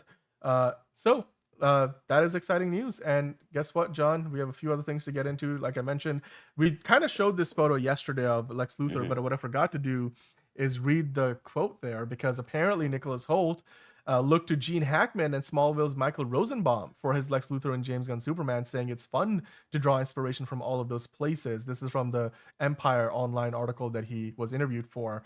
Are you surprised that those are the two iterations he was pulling from? That makes sense, because he has Silver Age vibes from Gene Hackman, but menacing vibes from Michael Rosenbaum. It works, and I could definitely, and it makes so much sense that it's those two. And I can't wait to see what he has in store for this character, even though I'm still don't love the idea of Lex Luthor being the villain again. Yeah. But I think, yeah, that makes perfect sense. And it's nice that like a big Hollywood actor like Nicholas Hoult can say, oh yeah, this rinky-dink CW show has one of the best Lex Luthors and the inspiration that I'm doing for my character. So yeah. Yeah, I like that a lot. I love it. I love it. I mean, and Michael Rosenbaum said a few days ago that he might have recorded a few lines for the movie. So, so it looks like Michael Rosenbaum will have a cameo as potentially one of the voices, maybe one of the robot Well, unless voices, there's pre-sales, Hosea, and we'll maybe get to that soon enough. We'll get to that soon, and not to mention, we will not forget about the character posters. Dude, it's on the thumbnail. Of course, we're getting to that. Yeah, it's just Dan has to take fucking forever to get there. Are you kidding me, dude? Have you seen the amount of shit that's dropped while we were live? You telling me, like, okay, come on. You talk too much. The people in the chat, just like it's cool. It's cool. It's fine. I talk too much, bro. I'm tired. It's 1:30 in the fucking morning. I just want to go to sleep. Dude, I woke up well before you did today, and I was working all fucking day. So like, don't tell me, man. But I get it. It's been a long show. But rumors are probably going to be true, Hosea. Lex will kill it as Lex Luthor, and he is spot on. I mean, yeah, all of these guys look perfect in the cast. But moving on to the next thing. Apparently, I saw this. Somebody, the Daily Kryptonian posted a comparison side by side of Margot Kidder. Oh, you know this is fucking planned. Like is this a coincidence? Gunn. Like, come on. And that was her for the Guy Gardner. Sequence, it was like, yeah.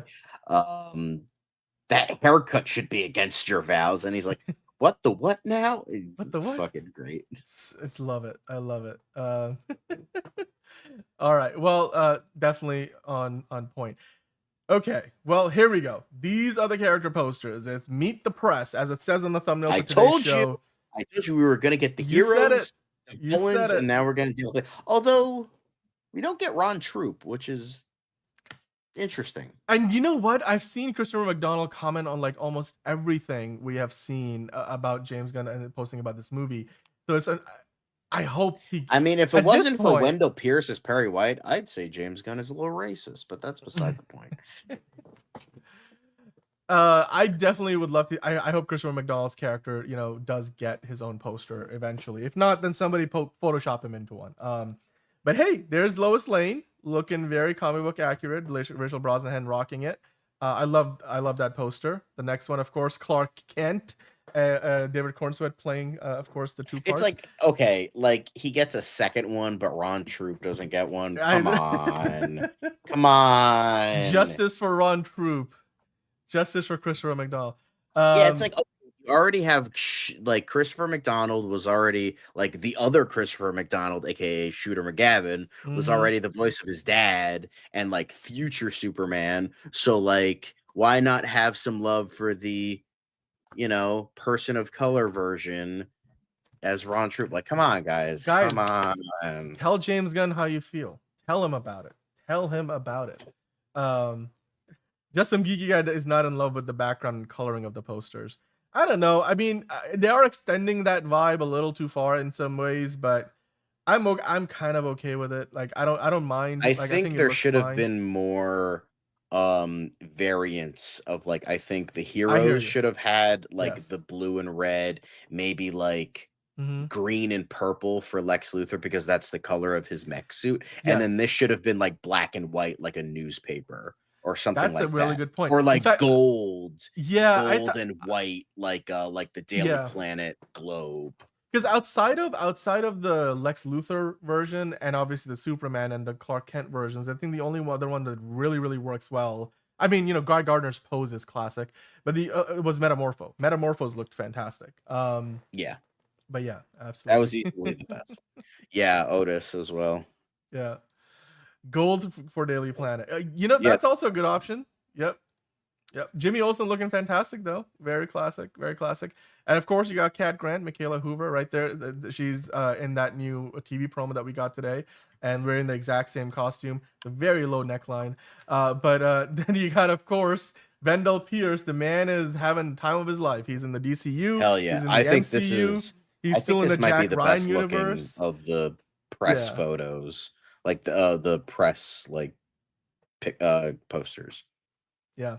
Jalen's like, dude, just bring me the movie already. Just bring me the movie. Hey, you know what? It's in 5 days. It's gonna be here in a month. This one's the laziest. This one, like Frank Grillo's, was just like they just pulled a shot from the copy movie and pasted. Exactly. Yeah. I mean, we have a Latina engineer. We have a Latina Cat Grant. We got a Latina Eve Tessmacher. We got a Latina Sasha Bordeaux. James Gunn, the writer's barely disguised fetish. You know what? You're not wrong about that. But yeah, hey, like, no nonsense, the man Mr. has White. taste. I love it. I'm just saying, the man has taste. Look at his wife. So like, he's got what? Taste. Fair enough. And even in his past life, I thought, with Jenna Fisher, that was also the dude has always been punching above his weight class in that. So yeah. Caleb's gonna go into carbon freezing like Han Solo did. Carbonite, was that? Yeah, that's what they said in the Empire Strikes Back. Superman coming next month. Hell yeah. It's almost like Tarantino. I love this. I will say Steve Lombard's is also really good. Steve Lombard might be the most unexpected guy who steals the show, right? It's like they I also like how this is like how it looks and is framed and all that. It's just like this. You just look at him and he looks like a fucking sleazeball. Like I love it. So they got the perfect look of the mustache, the slicked back hair. He just screams douchebag, and that mustache is the fakest mustache of all time. I love it. Perfect. It's like the bowl cut. I love it. It's perfect. It's great. These are the aspects of the movie where they're like, it's a comic book movie and we're gonna lean into that, and I love it. I love it so much. Yeah, it's almost like, wow, a comic book movie feeling like a comic book. That's crazy. No, that's too crazy, Dan. Tell him, Caleb. It's way too crazy. Yes. My God, he does. He does look. He kind of looks like Rob Delaney a little bit. Mainly, you know it's what? the mustache, That's actually a good point. That's actually a good point. Yeah. I just came here because I liked the ad. All of a sudden, he's like one of the most important characters in the next movie, which I'm like, his character arc is going places. Like, holy shit. Whereas Brad Pitt was only there for like 2-3 frames of the second movie. Ricky Ricardo vibes. Yeah, you know what? Yep, definitely. Oh, I think Zack Snyder's fine with it, and Zack Snyder will probably go see it opening weekend. I know Tom Cruise is probably gonna go see it. He's like, "Look, guys, I got 2 tickets to Superman. It's McHugh and me going to see Superman. Go see the movies." Uh, it's also very Tom Selleck. Yep, very Tom Selleck like. You know what? That's actually a really good point. I mean, it's just maybe there's 2 handles on the side. Maybe you shorten those up a little bit.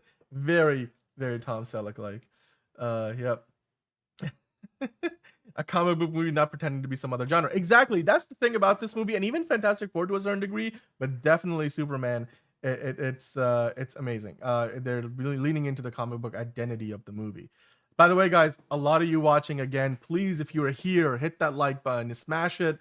Laser beam it, Omega beam it, freeze breath it, hit that like button, folks, because we do appreciate that, and that really helps us out. It's one little click for you guys, but it does a whole hell of a lot to bring the show to a lot more people out there. Oh wow, snap that like button like Zod. But Man of Steel Magnolia Web, sling that like button. There you go. Okay, or Superman punch it. You know what? That's perfect. Superman punch that like button. John, what are your thoughts? Which of the batches of posters were your favorite? We've got 3 batches so far. I would say the hero posters, the villains, and the press. The hero posters are probably the best because all of those looked good, while the villains and the press ones were kind of hit and miss. Like I would say Clark Kent and Steve Lombard were really good. Wendell Pierce and Jimmy Olsen were pretty good. Lois Lane was okay. And then Cat Grant looked terrible. And then for like the villains, I don't know, man. I think some people might think Cat Grant looked well. great. You know what I mean, like how they just kind of copy and I know what you mean.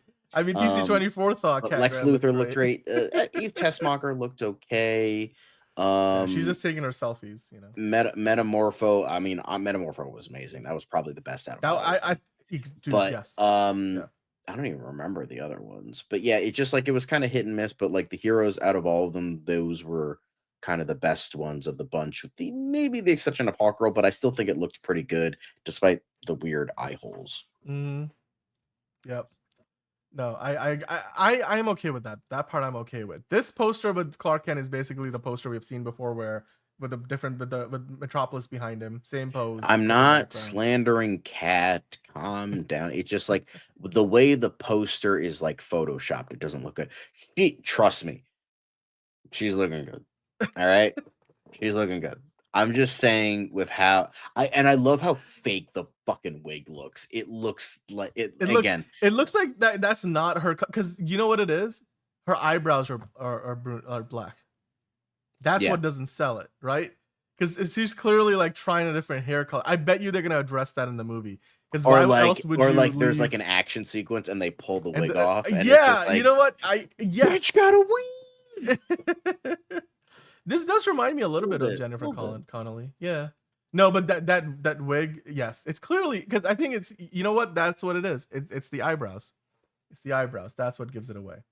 But even then, it looks like a very obvious wig, and I kind of love it. Like, it's just like, it's insane. By the way, Kevin Feige is one of James Gunn's closest friends. And of course, you know, he's a big fan of the original Superman movie, so I bet you Kevin Feige will be in line to see the movie. Sorry, what were you saying? 2 reasons, Jalen. Okay. Oh, I see I see where you guys are going with that. Yeah, no, it's intentionally fake. Yep. Just like, you know, it's like that's the whole thing, and it's I don't care what else is going on in the background. There you go, TC24. The head tilt is all you need. I prefer the Michael Myers head tilt, but that's just me. That's fair. If Henry and Zach are at the premiere of Superman, then it's gonna be a party, not a Diddy party. You know what? I bet you Henry Cavill and Zack Snyder will show up somewhere, or will post about it. And maybe even some of the other former DC people. Like obviously, I think Jason Momoa and Millie Alcock, those folks will probably be there. They might be there at the New York or LA one. They're probably not going to be flying around the world to promote this movie like the cast of the film itself. But the posters are great. I personally thought that the MetaHumans one were the best. But you know what, Sean? I went and found some of the best fan-made posters out there, because I think there's some great artwork that the people have been putting together. Obviously, we've seen like 15 or 18 of the official character posters, and I don't know, like a half a dozen other ones from the movie itself. But you look at some of these ones from the fans out there, and they're putting together some really cool posters too.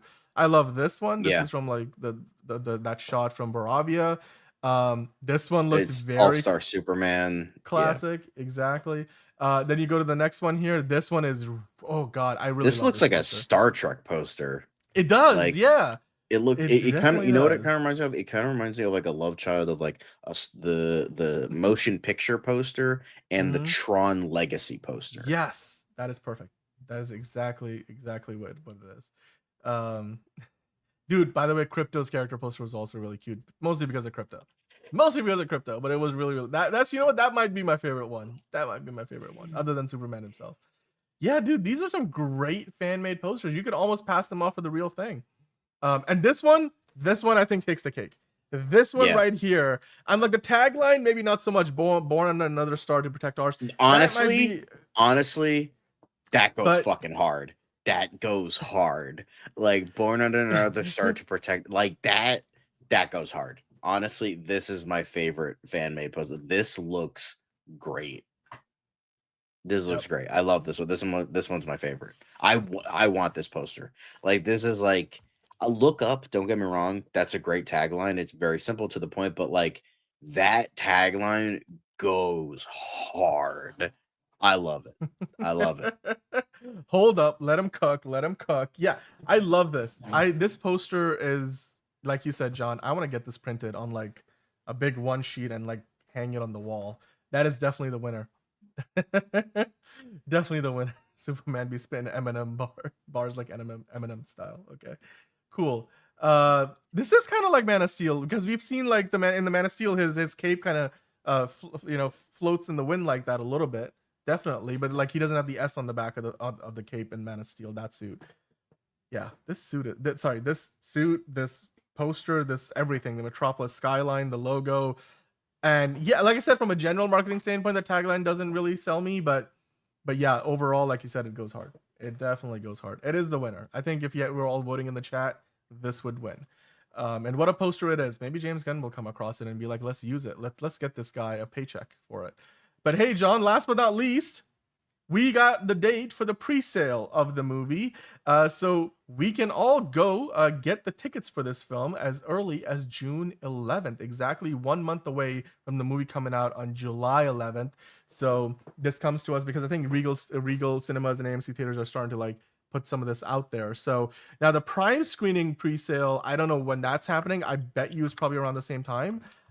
Because that special Prime premiere screening that's going to happen on July 7th, those tickets might go on sale as early as maybe this weekend, if you were to go off of like the logic of 1 month before the movie screening. So yeah, wallets are open, My Dream in Orbit says. Go get them. It's finally gonna be here in like 5 days. What is that? June 11th is next Wednesday. We'll probably, do you want to do like a special live stream about it? Like, did you guys get your tickets? Let's talk about it, kind of thing. We could be sitting here at midnight trying to get our tickets on amctheaters.com. Oh wait, Mr. Terrific description in that book that dropped, it said he has more degrees than a thermometer. I didn't read that part, TC24, but we did go over that yesterday, like all the character descriptions. But yeah, I mean, that's cool. I mean, he's a pretty serious looking dude. Supposedly the F4 Fantastic Four sales crashed the website. Probably. I mean, they have the highest pre-sales in the first 24 hours of the year so far. So Fantastic Four, I that makes sense that it would do that. 12 people. Okay, well, 12 people is not enough to be legitimate. But all right, John, I mean, are you excited? June 11th, next Wednesday. Are you going to be sitting there at midnight clicking on amctheaters.com to get your tickets? I had to remind me on my AMC Stubs thing, and my app and all that. So like, yeah, hell yeah. Hosea's gonna have a new baby coming in on the 10th of July, so he might have to wait a week to see it.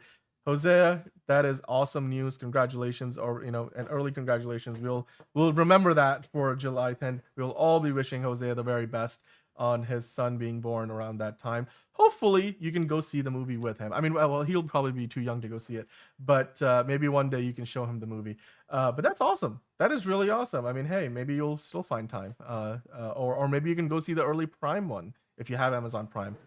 And if they're doing that where you live, that is. But nah, being at the hospital to the theater, immaculate birth. There we go. Monique saying I almost never do pre-sale tickets because general principle. That's fair. You know, go see it the day that it comes out. Like, you don't have to buy them in advance. But everybody can congratulate Hosea. He's got a baby on the way, and it's due on July 10th. That baby is picked the perfect date to come out. In fact, July 10th is when will be a lot of the preview day screening. So in fact, on July 10th, a lot of people will be going to see the movie. Some people in France will go to see it on July 9th. So the movie will be already out. In the part of the world I am in, Just Some Geeky Guy says I have to wait until 3 days before the release date to purchase advance tickets. That's unfortunate. Where are you coming to us from, Just Some Geeky Guy? That's kind of strict, but wow. I'll be up early. I know I'll be. John might. I mean, I'm gonna be asleep after I get the tickets because I'll be awake at midnight. Yes. Yeah. Bane will break you. Will get the very first ticket. The very first ticket. Yeah, we got to be early or it might sell out. That's very true. If Fantastic Four did what it did, Superman might be making way more money. So yeah. Kuwait. Okay, Just Some Geeky Guy.